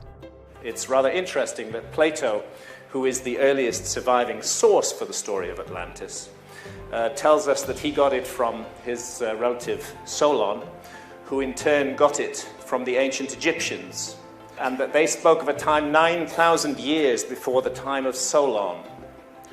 That's 9,600 BC, or 11,600 years before the present. Academics think that Plato made it all up. But if Plato made it all up, it's extraordinary that he chose that date and that time, around 12,000 years ago, because that was absolutely at the peak of the meltdown of the last ice age, when there was indeed global flooding. The story of Atlantis tells the tale of a maturing humanity who had developed a civilization on a large island often believed to be in the Atlantic Ocean. In the Flower of Life books, Drunvalo shares this image of Atlantis, a rough generalization of what it might have looked like. We also find this diagram inside the book of the Emerald Tablets, of which we'll be looking at shortly. But with that said, it's been widely theorized that if there is an ancient lost civilization, it's most likely hidden somewhere under the ice in Antarctica. In a Nova special called Antarctica: Secrets Beneath the Ice, geologists discover multiple places in Antarctica which had the remains of old mosses and plant tissues in what they described as pristine condition from a time when Antarctica was still warm and abundant with life. There are even pieces of trees that have been found, all of which have been preserved under permafrost rather than becoming fossilized. The geologists in this video describe that the bits of nature are not from millions of years ago, but relatively recent history. This is a landmark and paradigm-shattering discovery, because even today, if you do some research, you'll find that the general consensus is that Antarctica was last ice-free 3.5 million years ago, and the remnants that were just discovered there prove that number wrong entirely. This dramatically changes our perspective of the history of our world. Fragments of nature are found under a layer of volcanic ash, suggesting that a huge volcano or cataclysm of some kind, maybe a comet hitting the Earth, caused a dramatic shift that we're now seeing the remnants of today. Further, I'd like to take a moment to discuss with you the legendary Piri-Reis map, an old map drawn by admiral and cartographer Piri-Reis in Constantinople in 1513, which describes with remarkable geographical detail the seismic profile of certain portions of Antarctica. Reis used information gathered from many explorers at the time, but what's amazing about this map is that Reis could not have acquired his information about Antarctica from any contemporary explorers, because this continent remained undiscovered until nearly 300 years after the map was drawn. But what's perhaps even more anomalous about this whole thing is that the map depicts what Antarctica looks like under ice-free conditions. The last time that that area would have been free of ice would have been at least 6,000 BC, which was a whole millennium before the Sumerian civilization really began to emerge into the culture we know today. A note on the southernmost section of the map reads, "And in this country, it seems that there are white-haired monsters in this shape and also 6-horned oxen. The Portuguese infidels have written it in their maps." Interestingly, the Portuguese provided information on this southernmost region in Reis's map, according to the notes on it. Now, Piri-Reis himself left notes that his map was drawn from pre-existing information and maps. However, he himself did not venture any suggestions as to the identity of the cartographers who produced these earlier maps. In 1963, however, Professor Hapgood proposed a novel and thought-provoking solution to the problem. He argued that some of the source maps the admiral had made use of, in particular the ones that were said to date back to the 4th century BC, had themselves been based on even older sources, which in turn had been based on sources originating in the furthest of antiquity. There was, he asserted, irrefutable evidence that the Earth had been comprehensively mapped before 4000 BC by a hitherto unknown and undiscovered civilization, which had achieved a high level of technological advancement. The Piri-Reis anomaly and the mysteries of Antarctica are described with significant detail in Graham Hancock's book, Fingerprints of the Gods, and we highly recommend giving it a read, along with his follow-up book, Magicians of the Gods. Now, before we move on, there's just a few more interesting things that I have to share with you about Antarctica. The first is a particularly curious accidental leak of information that supports this idea that something is going on down there. And it actually comes from Fitbit. You see, recently Fitbit published a world heat map with Strava to show where people are commonly wearing their Fitbits. Now, I suppose most people do not disable their location services because this published map at first showed a number of curious formations under the ice in Antarctica, including a large ring and some other underground bases. Since this was initially published, the government or whoever has forced Fitbit to remove these images from their public heat map, but you can still find a few YouTube videos of people pointing them out. Well, hey, like this one. Finally, in the last several years, photos that were taken using Google Earth were publicized, causing more than a few heads to turn. Here is one that shows a rather curious formation that is clearly not natural to the environment. And here is one that looks more than a little bit like a pyramid. Many were quick to suggest that this was a remnant of some Atlantean civilization, but many critics were quick to put forth that it was just a four-sided mountain, and that pyramid-shaped peaks are very common, such as the Matterhorn in the Alps and Mount Bullenstinder in Iceland as notable examples. And while there's no question that these are mighty mountains, this one in Antarctica is significantly cleaner. There's just no comparison really. It's much less rigid than any of the examples the skeptics give to try and debunk it. But look, it might just be a convenient mountain. We don't claim to know either way, but it's interesting to look at and ponder, wouldn't you agree? Now, along with all of these ancient discoveries and the revelation of our distant past, there is also the conversation of the Richat structure, sometimes called the Eye of the Sahara or Heart of Feathers in Arabic, which is commonly believed by many today to be a remnant of Atlantis. There's actually some pretty strange coincidences about it that have led many people today to assume the connection. You see, in his writings, Plato explained that the central city of Atlantis was sectioned into 3 rings, each with a large moat of water between them. And this is what draws many people to believe the Richat structure to actually be Atlantean remnants. For as we look at it from space, it really does appear almost exactly like Plato's account. But there's a little bit more to the theory than just looking similar. In a nutshell, according to Plato, the first king of Atlantis was known as Atlas, who divided his kingdom among his brothers and eventually created the vast empire that occupied much of the known world. But get this, according to the legends of the Berber people, who today live in Northwest Africa, they also have a mythical founder king who, you guessed it, was also called Atlas. Granted, there's not much to suggest they are the same person, and even Atlas of Mauritania is partly folklore. But according to reconstructed maps based on Herodotus's writings a while before Plato, some say he placed Atlantis in the same region right below the Atlas Mountains in Morocco. Now, it's worth pointing out that C14 dating places the Eye of the Sahara between 400 and 40 million years old. So it's way older than anything we've come across so far. And current research suggests that it's just one of those weird geological changes brought about by the separation of Pangaea. But what if it actually was an even older remnant of Atlantis? If we look back to Plato's account, he actually gives us some pretty good descriptions of what the environment and surroundings of Atlantis looked like. He tells us that the islands were larger than ancient Libya and Asia Minor combined, although this may be speaking to its power level, and that the Egyptians described Atlantis as an island consisting mostly of mountains in the north and a huge plain in the south. He also says that the Atlanteans dug a great canal to the sea, and alongside the bridges carved tunnels into the rings of rock so that ships could pass into the city. Now, if we look at the Richat structure, we can see that it has an opening, canal-shaped shaft to the south, which matches Atlantis' description of connecting to the sea. Further, a 2011 study seemed to indicate that carbonate within the breccia, bits of sedimentary rock, were created by low-temperature hydrothermal waters. The eye also has mountains to the north, again, just like Plato said, which potentially have evidence of ancient rivers around them, as well as being situated on a huge open plain. Really, the surrounding mountain shapes and steep drops are uncanny resemblances to the description.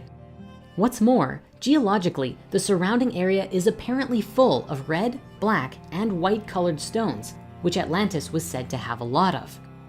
Archaeologically speaking, the Richat has huge amounts of Archeolian and pre-Archeolian artifacts present along the northwest of the Outer Ring.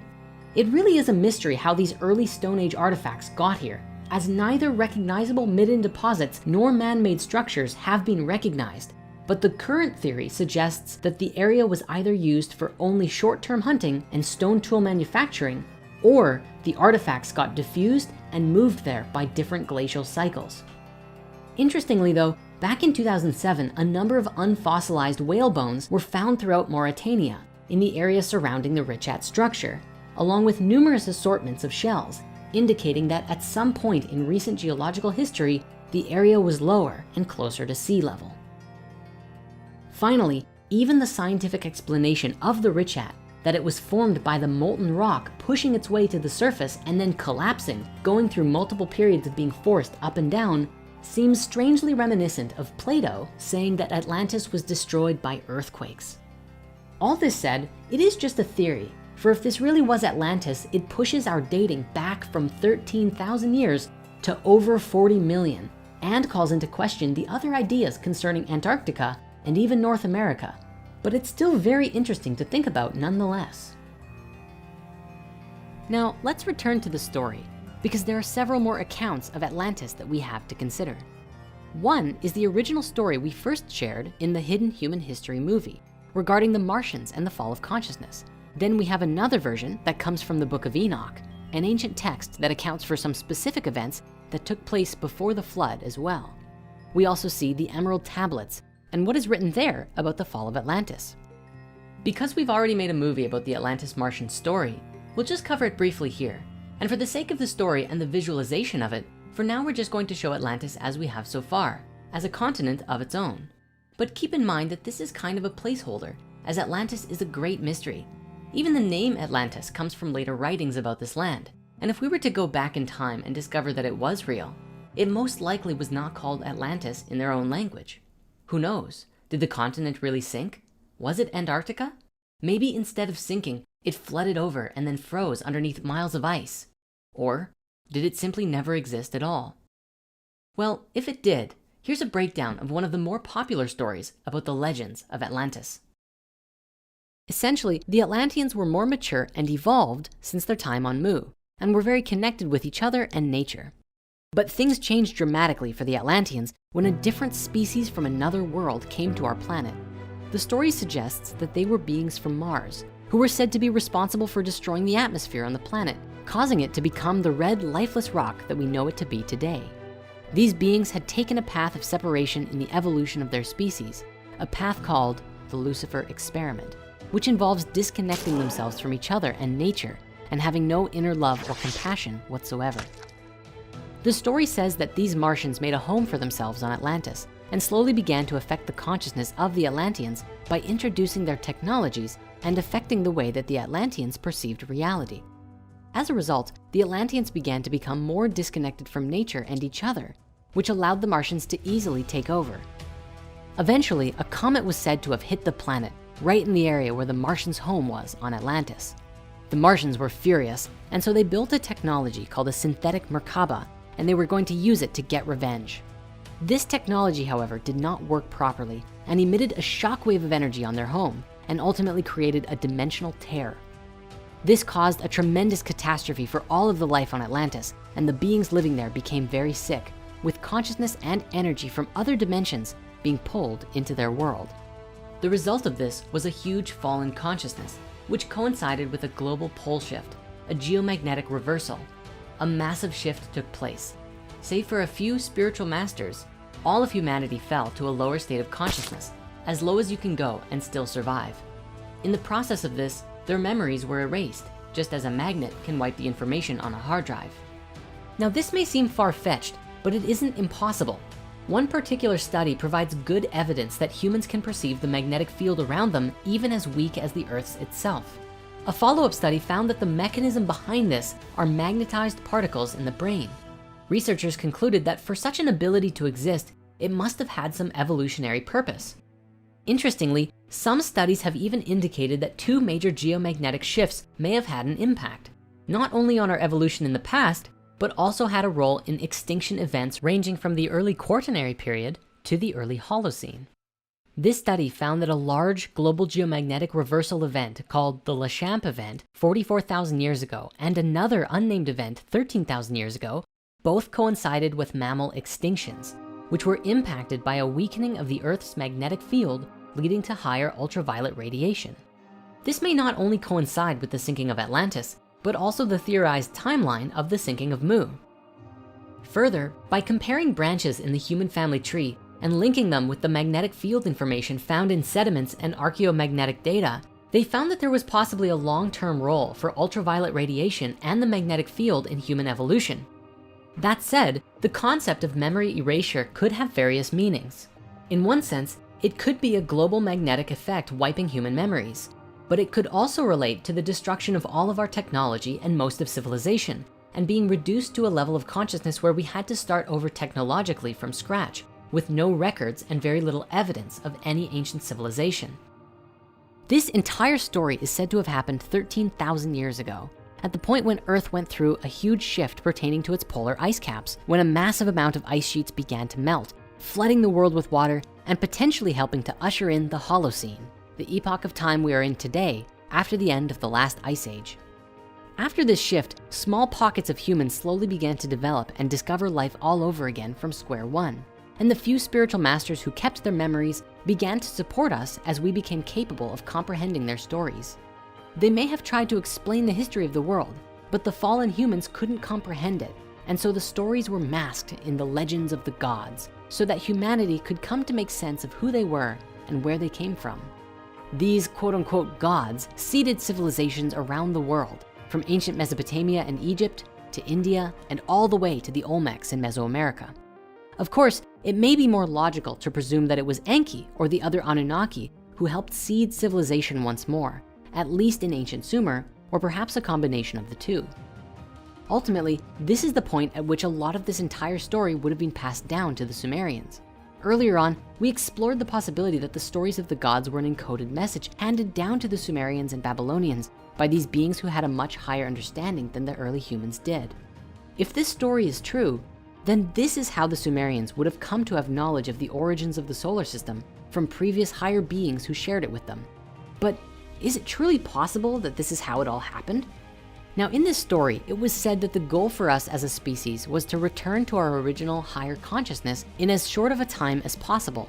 And the time that was forecasted for us to finally begin remembering who we are and what our place in the cosmos is this point in time right now, which is why this conversation is more important than ever. For it would seem as though we are at a huge turning point for our species and actively shifting into a higher consciousness more and more each day.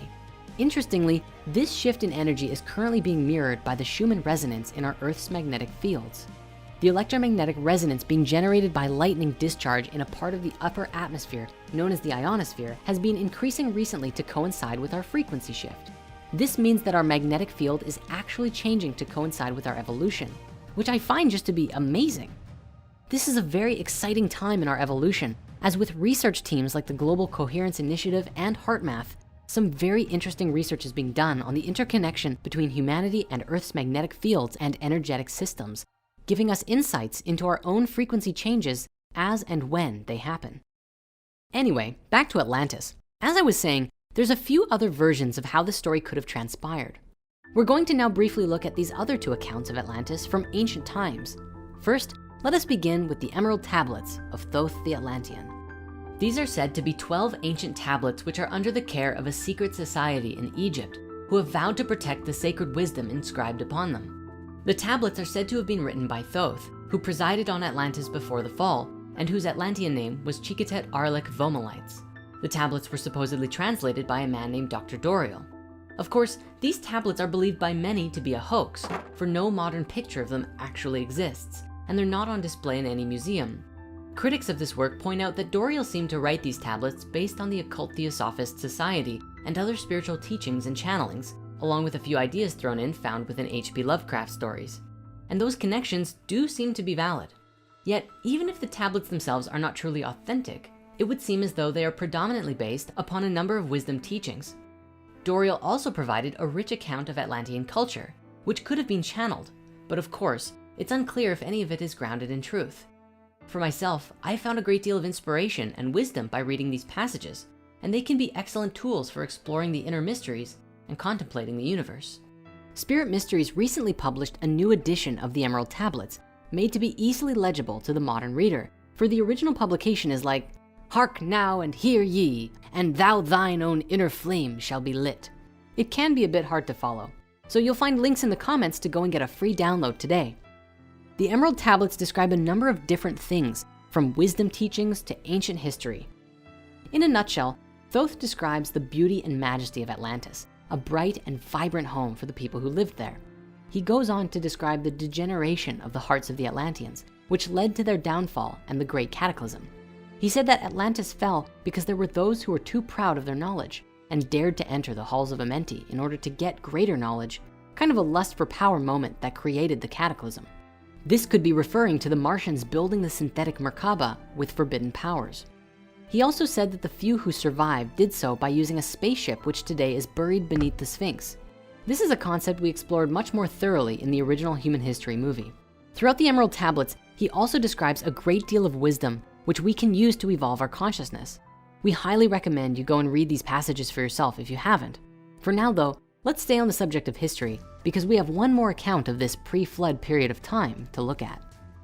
Now, the Book of Enoch is one of the most ancient religious texts we have available to us today, with influence extending into the New Testament, even despite it not being considered biblical canon. The text appears to date back to about 300 to 200 BCE, so we must establish that it is younger than the Sumerian texts. The Book of Enoch describes a story from the perspective of Enoch, who was the great-grandfather of Noah, who lived for 365 years up until the Great Flood wiped out most of humanity. The story details accounts of the Nephilim and the Watchers. As we previously discussed, the Nephilim are described as the children of the Anunnaki and human women together. Since the Book of Enoch describes that the Nephilim were the offspring of the Watchers and human women, we can easily link the Watchers to being the same as the Anunnaki. It's for this reason the Book of Enoch is so valuable to us in deciphering our past, because it provides one of the few clear links between the ancient Sumerian tablets and the stories we find in the Bible today. But because this book concerns itself so heavily with the events of the Nephilim and the Anunnaki, or the Watchers, you can probably imagine why they decided to omit this from the biblical canon. Some believe that these giants may have been the reason for the Great Flood, as they were seen to be unnatural and harmful to the human race. In the Book of Enoch, it describes that these Nephilim, known also as giants, multiply in numbers and grow to the point that humanity can no longer provide enough resources for themselves. With food shortages, the giants then began consuming humans and other animals. The Book of Enoch also tells us that many of the Watchers, such as Azazel specifically, were responsible for teaching humans the art of warfare and how to construct weapons and other harmful devices. And for the sake of correlation, this is also reflected in the Emerald Tablets, speaking to the degeneration of the human consciousness. Now, the events of this book are rather long, and we're not going to get into all the details right now, but the story essentially culminates in the Great Flood wiping out humanity with only a few surviving humans, which is where Noah and the Ark come in. As for Enoch himself, he is taken into heaven by God in a fiery chariot, which is believed in some circles to actually be describing a spaceship that took him away to live somewhere else, maybe on another planet. Now, as we bring this segment to a close, there is one more theory out there pertaining to our original story that I must share. According to Sitchin, you know how Marduk was related to a planet in the earlier stories? Well, in later Sumerian tellings, he also seems to act with very personal and human-like characteristics. And Sitchin believed that the name Marduk, used to describe a planet in some texts, was also used to describe a specific being, just like Enki. He believed that Marduk was stationed on Mars at one point, but came to Earth to invoke his authority and rulership over the world. This may even correlate to the Martian theory we covered before.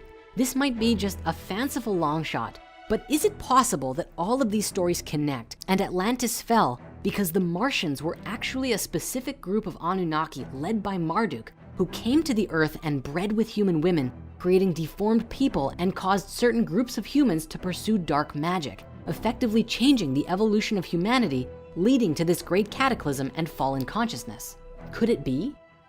Obviously, all of this is just an idea. We cannot say definitively heads or tails what happened, but the connections here are definitely fun to explore nonetheless. How about you? What do you think happened? Make sure to let us know in the comments of this video. Now, this story is not over yet. we still have at least one more massive anomaly we have to look at. The point in history when all of these stories line up with each other, the Great Flood. Speaking of stories of ancient floods, most of us are undoubtedly familiar with the legend of Noah's Ark, a story in the Bible which describes how, at one point, an ark was built by Yahweh's chosen person, who in the Bible is known as Noah. However, the character of Noah was most definitely inspired by, based on, or perhaps even translated from a much older tradition of flood myths that had been in circulation for thousands of years before the writings of Genesis. If we look to older writings, we find very similar stories written about in at least 3 different versions from the Mesopotamians alone. These older Noahs are known as Ziusudra, Utnapishtim, and Atrahasis respectively, each being a part of their own story, expanding upon one another and giving us a fuller picture of the whole narrative. In the 19th century, Assyriologist George Smith translated the first Babylonian account of the Great Flood, which sparked great interest in the topic, as many believed at the time that the text acted as external proof of the events of Genesis. Consequently, countless other so-called flood myths were unearthed and eventually translated.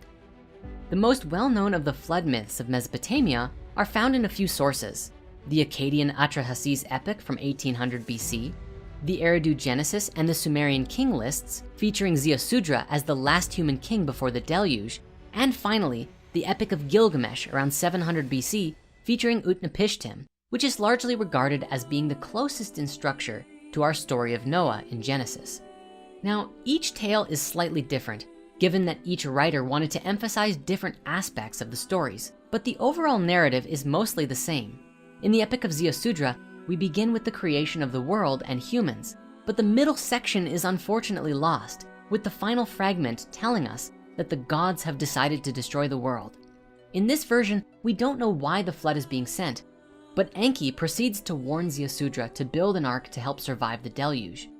In the later Epic of Gilgamesh, we learn that the Anunna Enlil sent the storms because humans had become too noisy, which could be speaking to humanity growing out of control.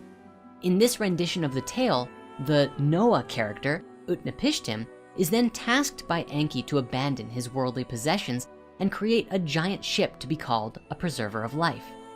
It's very interesting then to see how much earlier established myths and even gods were incorporated into the narrative of the Old Testament under the guise of Yahweh or Adonai.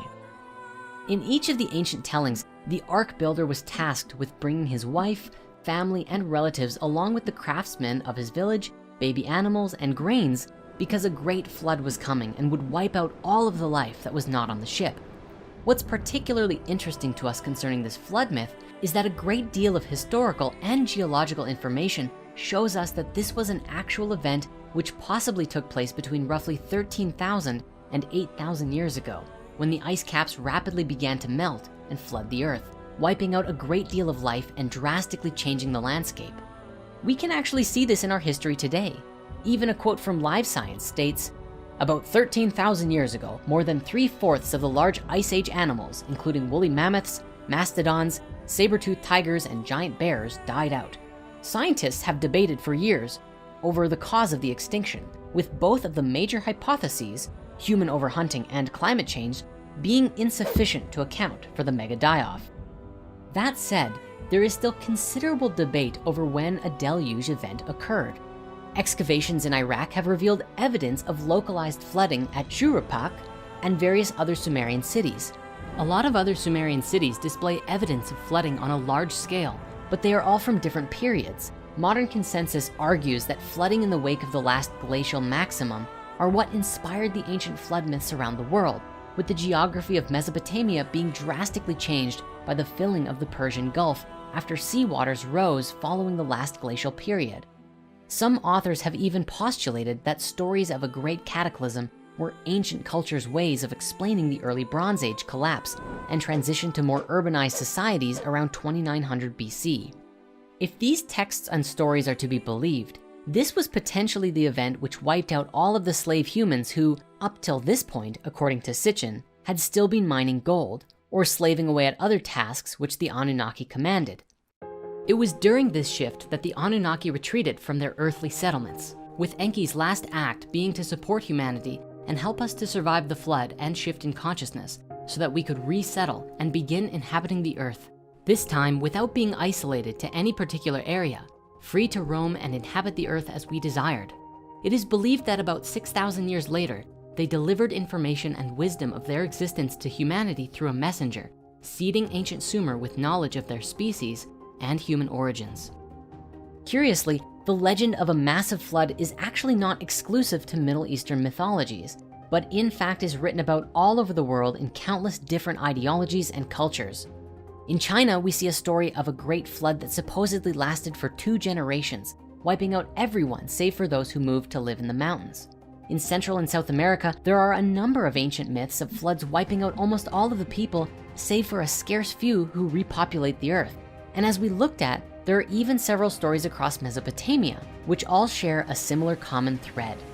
We actually don't have enough time in this singular video to explore all of the flood myths of the world, because we would probably be here for hours just on that one topic alone. Generally, in most of the flood stories, it is the gods or a specific god who brings the flood to wipe out humanity, either to start over or because we have displeased them somehow. For those interested in really diving into the various accounts, however, Graham Hancock has explored the world flood myths to an exceptional detail in his book, Fingerprints of the Gods, which again, we highly recommend reading. And speaking to this, there is an even more prevalent theory that brings all of these stories together and describes similar global events in history when the ice caps melted and the water rose tremendously, wiping out all, or most, of life. Geologists agree that by 8000 BC, the great Wisconsin and Worm ice caps had retreated. The Ice Age was over. It has been postulated that the deluge myth in North America may be based on a sudden rise in sea levels caused by the rapid draining of prehistoric Lake Agassiz at the end of the last ice age about 8,400 years ago. However, the 7,000 years prior to that date had witnessed climactic and geological turbulence on a scale that was almost unimaginable. The few scattered traces of surviving humans must have led lives of constant terror and confusion, with periods of time filled with violent floods and climatic changes. The bulk of the animal extinctions took place between 11,000 and 9,000 BC, when there were violent and unexplained fluctuations of climate, which geologist John Imbrie has called a climatic revolution. Now, there is a very interesting theory about exactly how this whole thing took place and what it means for us today. To share this theory, we've borrowed a clip from our friends at Gaia from one of our favorite series, Ancient Civilizations, featuring Graham Hancock, Greg Braden, and a ton of other experts as they help to decipher the clues of the ancient past. What's especially remarkable about this theory is that it aligns very well with the story of Atlantis and an absolutely massive shift of ages. Let's first of all consider the world during the Ice Age. Everybody's heard of the Ice Age. What was the Ice Age? The last Ice Age set in about 125,000 years ago. And it saw the buildup of giant ice caps, primarily on top of North America and on top of Northern Europe. Exactly why the Ice Age happened is still a subject that scientists argue about. But it's not in dispute that an ice cap 2 miles deep sat on top of North America and a huge area of Northern Europe, that same 2 mile deep ice cap. It reaches its maximum extent about 21,000 years ago. The temperatures are warming almost actually to modern levels, and the ice is beginning to disappear. And then suddenly, 12,800 years ago, really suddenly, literally overnight, everything changes, and the Earth is plunged back into a massive deep freeze. This is a time of huge extinction of species are wiped out. The new evidence that is providing coherent sense to this is called the Younger Dryas impact hypothesis. And it has been put forward by a large group of mainstream credentialed scientists. And what they've said is that they have found evidence which suggests the Earth was hit by several fragments of a comet. For a long time, the comet was out there. It was probably a very spectacular visual presence. but it wasn't hitting the Earth, but 12,800 years ago, by which time that comet had begun to fragment, had broken up into lots of fragments.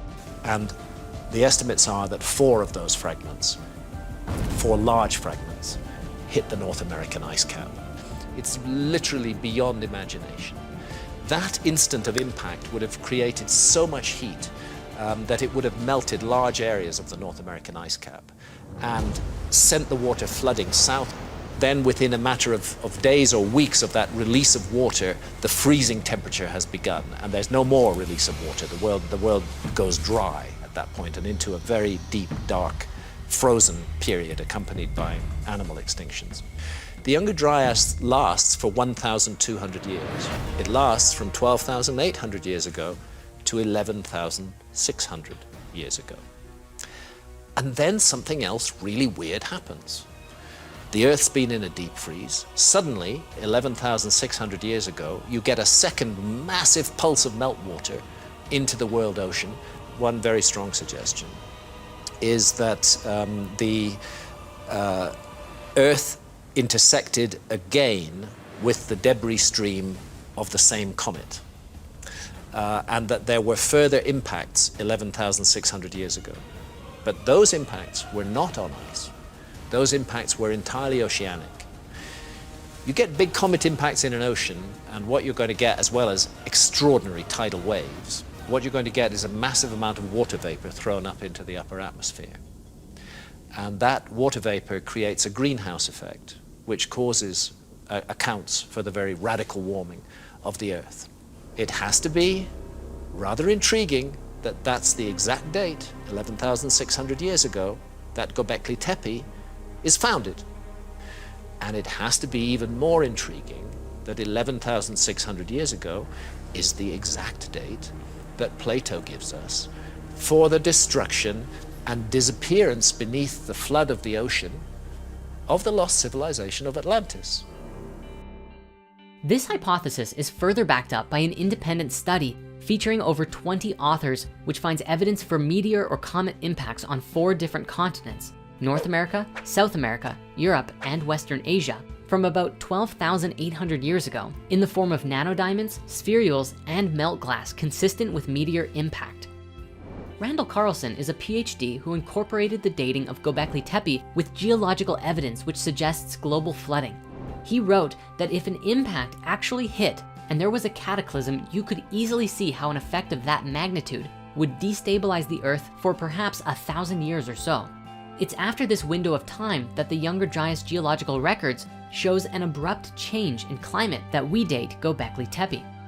But you see, this is not where the expedition ends in the search for answers about the Great Flood, as Graham Hancock has also put forward even more information in his most recent book, America Before.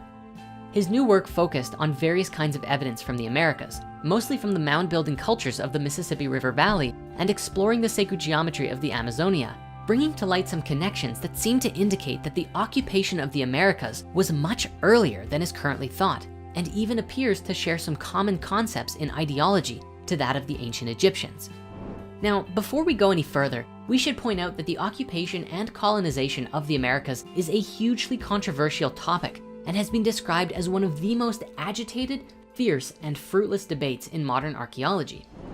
In fact, there are sites such as the Bluefish Caves and the Old Crow Flats, which demonstrate human habitation in the Americas thousands of years before previously thought, and thus were met with fierce scrutiny. So it's no surprise that Hancock's work is often met with instant rejection. Now, Graham theorizes that a precursor civilization, which he argues were found in the Americas, were wiped out by global flooding, and the survivors of which helped to seed later mythological stories.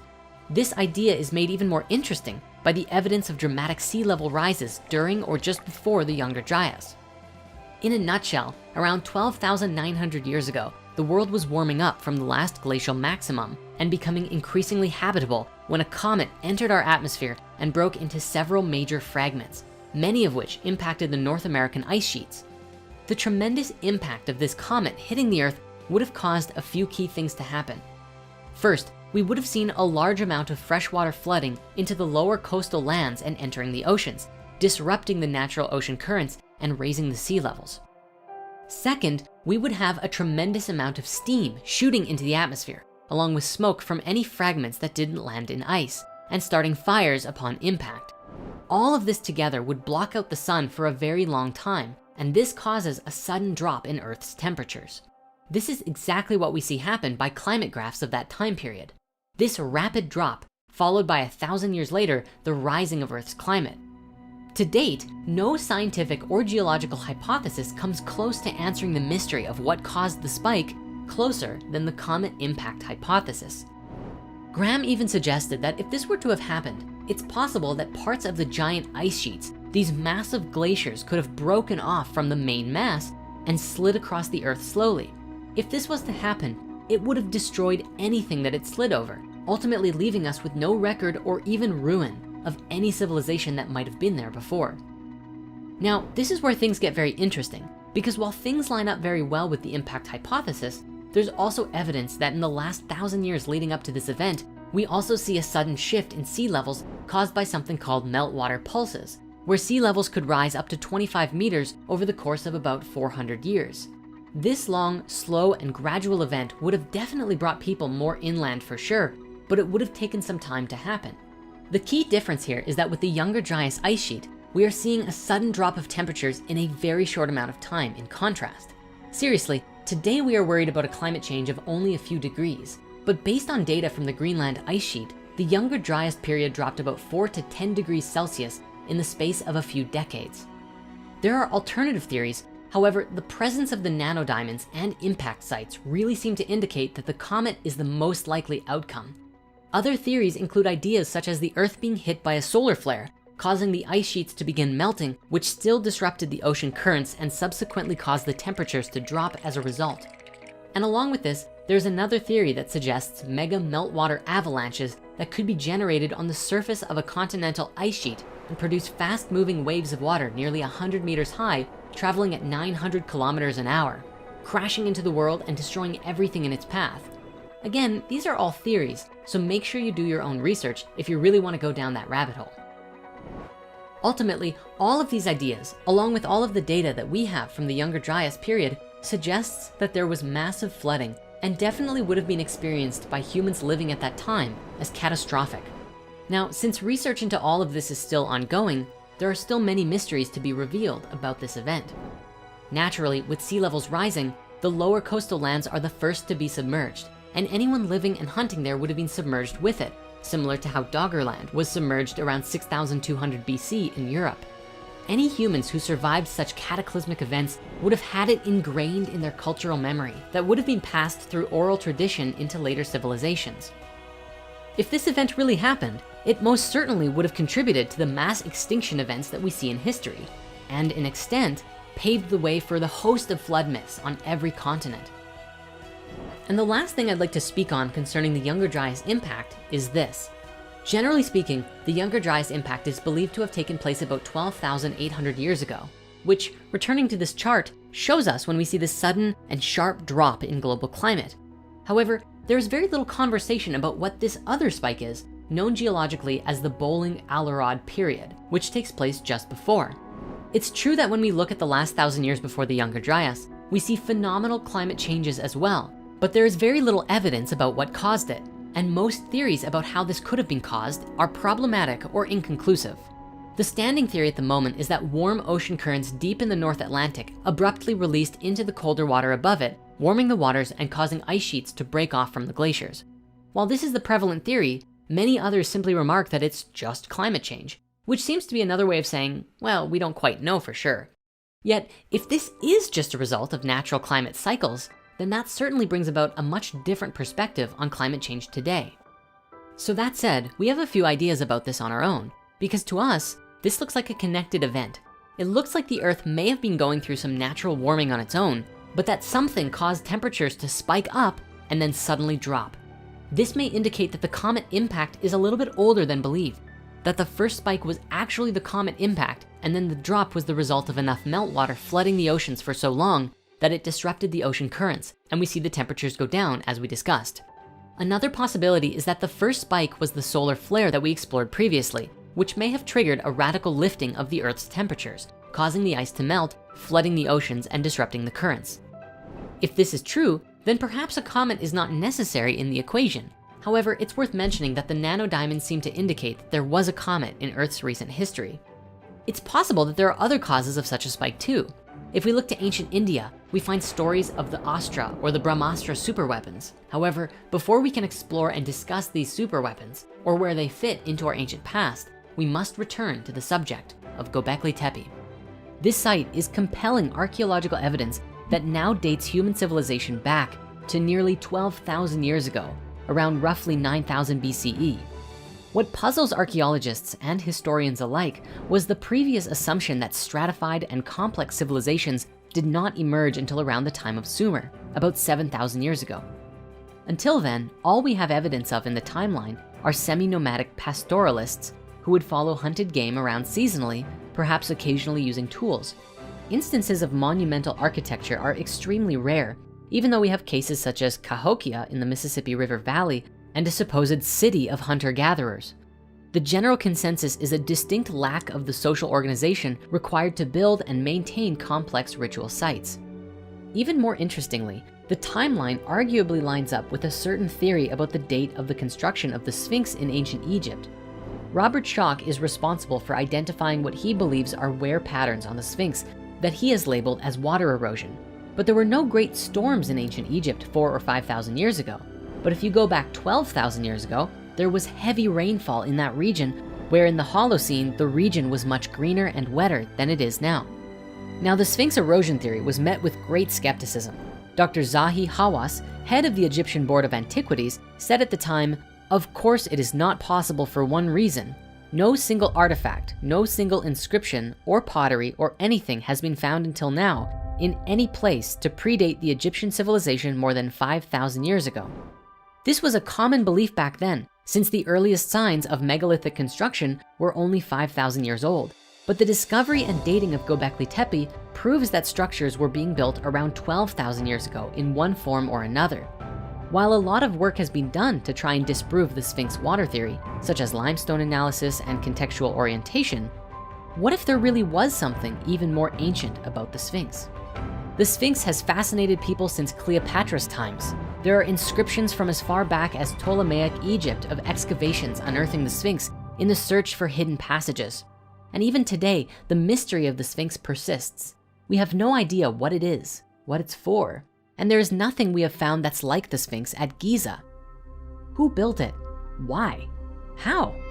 Mainstream academics believe it was built in the time of Khafre, based on the likeness of the head and similarity of the temple of the Sphinx, but other anomalies persist. The most basic mystery regarding the Sphinx is how it's missing from the Egyptian records. Egyptians loved to write hieroglyphs. We have writings talking about the purchasing of materials and construction of pyramids, divorce records. There's even a record about how one day there was a woman disgruntled by a piece of bread who tried to fight the traitor. Seriously, meticulous records, including records for all of the temples.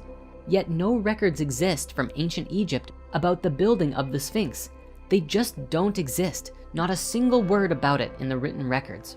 One thing we do know from an inscription on the ancient Egyptian artifact, the Dream Speller, is that the pharaoh Khafre, who today many believe built the Sphinx, claims that he himself discovered the Sphinx buried in the sand and had his temple built around it.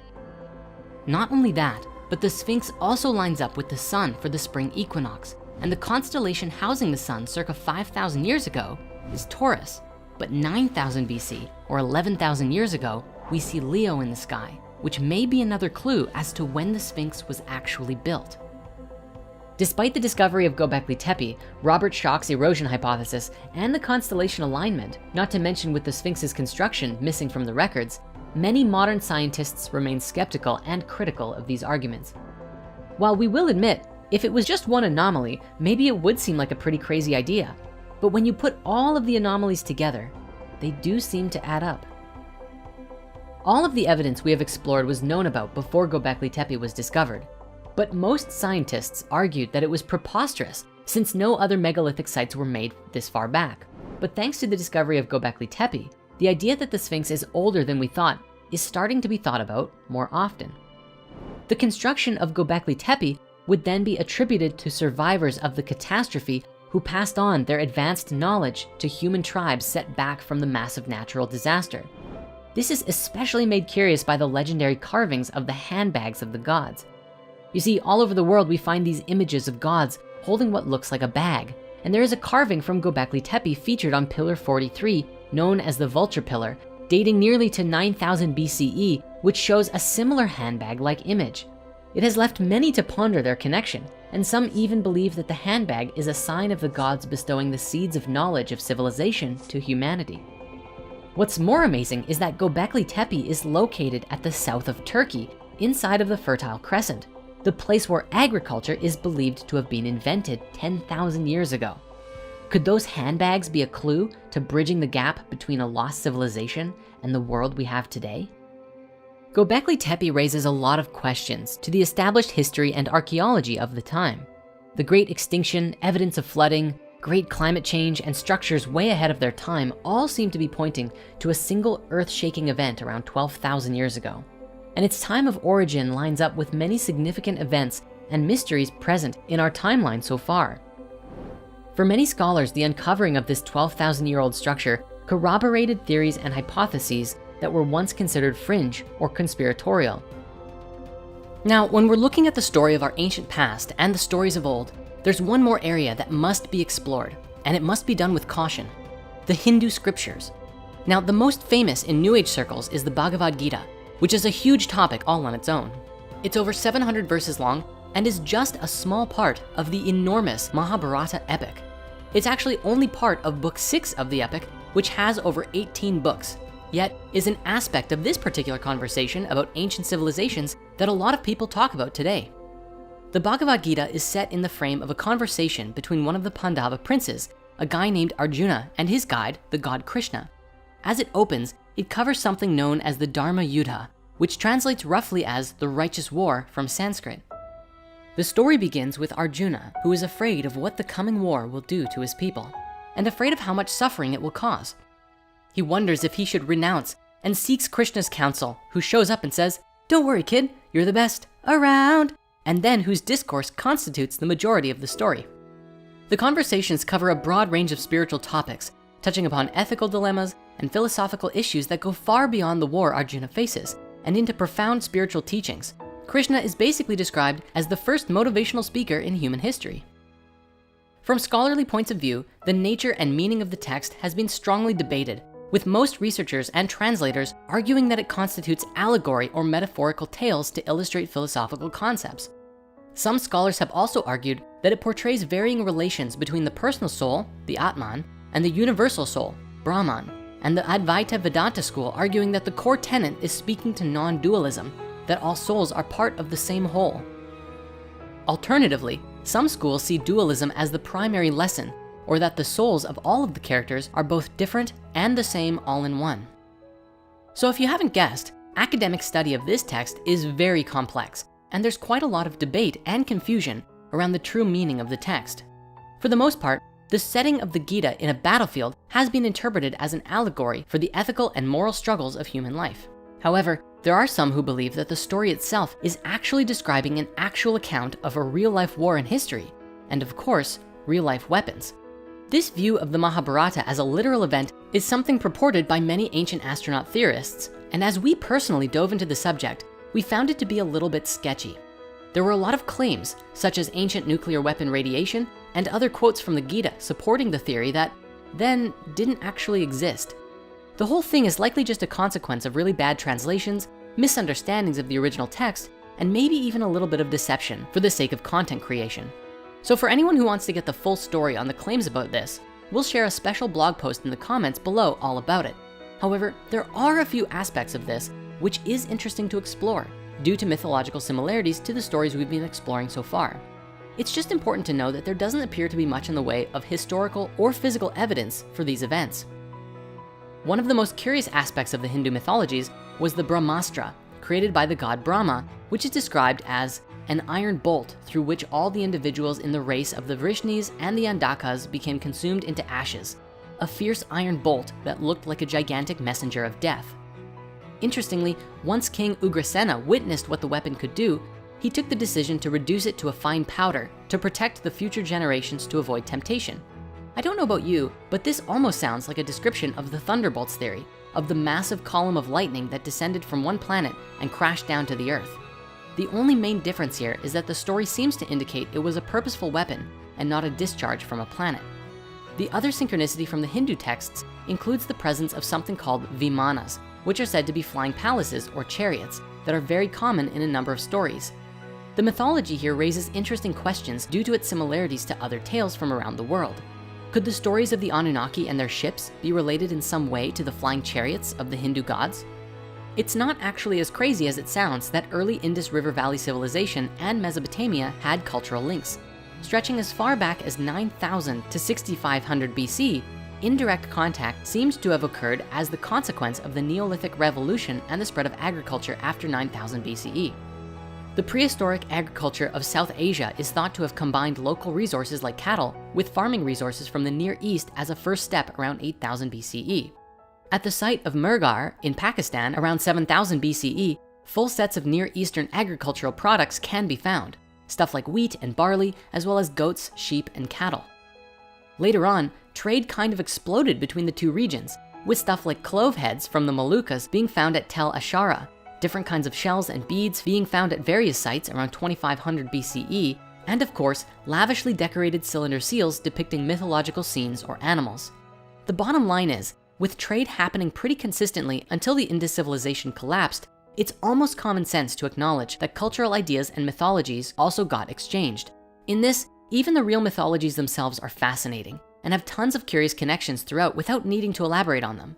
If there's any grain of truth to these stories at all, then it adds credence to the idea that at one point, perhaps there were advanced civilizations with incredible technologies in our ancient past. Now, looking at our story regarding the fall of Atlantis and the influence of these other beings in the Mesopotamian accounts, it appears that countless cultures have been influenced by these Near Eastern schools of thought, from the Persians to the Greeks. And even much later, it appears as though the Judeo-Christian religions all seem to stem from each other like branches of a tree. But what about the people across the rest of the world? In this historical theory, it suggests that there were still civilizations existing elsewhere on the earth at the time of the fall, because when the inhabitants of Mu left their home, not all of them went to Atlantis. Some moved to the continents we call the Americas, and others went to Asia. This would make sense considering Mu would have been directly between those two in the Pacific Ocean. With this idea, we see this theory begin to explain how different spiritualities developed in different regions of the world. The Lemurians who did not migrate to Atlantis would not have had the same experiences that the Atlanteans did with the fall. And if the stories are true, neither would they have become more left-brain thinkers. And so after the fall, their spiritualities would have developed based on their environments and any supportive influence from those who made it through with their memories intact. When we observe the world's religions today, there are really three main forms that we can identify. Firstly, we have the Western faiths, which are generally the Abrahamic ones, Judaism, Christianity, and Islam, but which relate with the Greek, Persian, and Egyptian mystery schools from thousands of years prior. Next, we have the Eastern spiritualities like Taoism, Buddhism, Shinto, and so on, which are more to do with connecting with the spirit of nature or going deep within yourself to cultivate inner peace and stillness. Generally, these paths are less seen as religions, but ways of life and traditions to create harmony in one's life. The last faith group are the indigenous spiritualities, which are usually shamanic and animistic in nature, and are often developed around connecting with the spirit of the planet and nature in an intimate relationship to aid in spiritual, emotional, and even physical healing. Now, we understand that there is an incredibly massive number of spiritualities on this planet, and I'm not trying to oversimplify or generalize the diversity here. For so many of these faiths are unique unto themselves and beautiful in what they are and represent.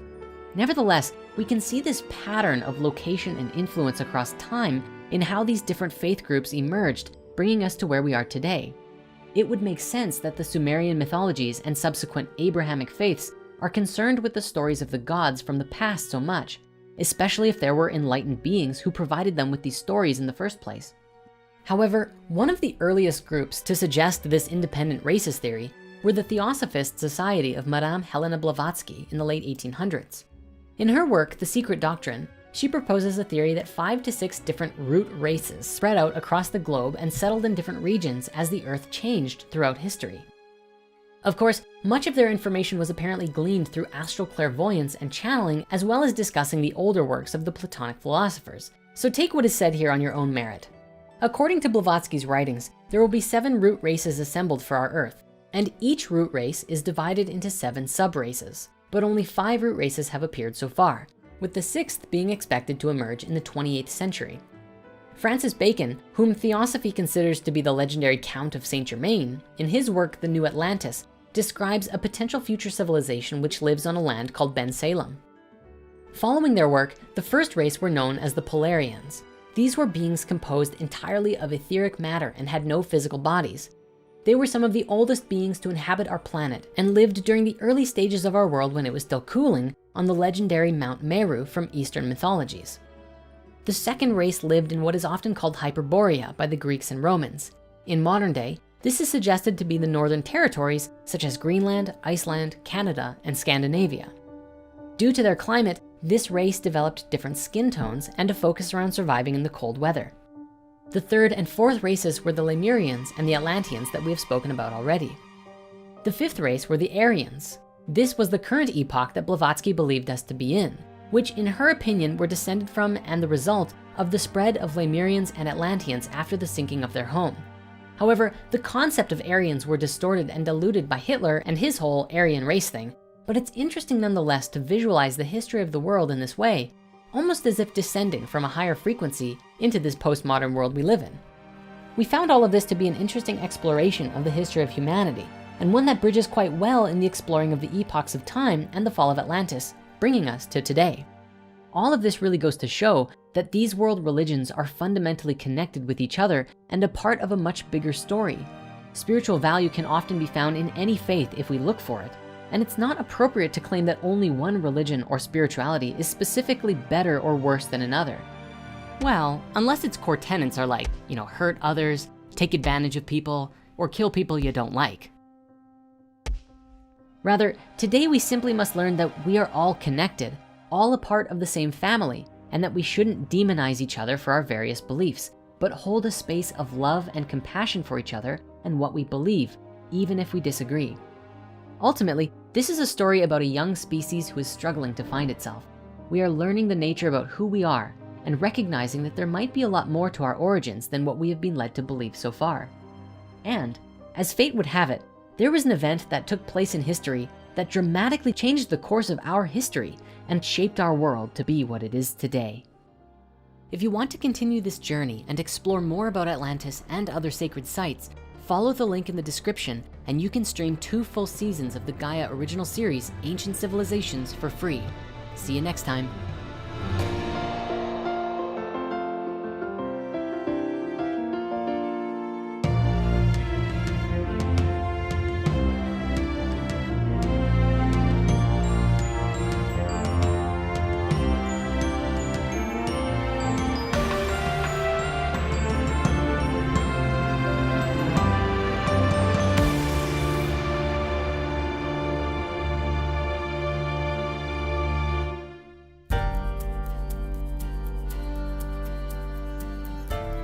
After the Great Flood, it was a long time until the emergence of what today we know as the first civilization. As if out of nowhere, the Sumerians came into existence, and from there, the Egyptians followed shortly thereafter. Over the preceding several thousand years, human civilization would change and evolve, all looking back and honoring the gods that started it all. How did we go from Atlantis to the world we have today? Find out on the next episode of the Sumerian epic, The Rebirth of Culture.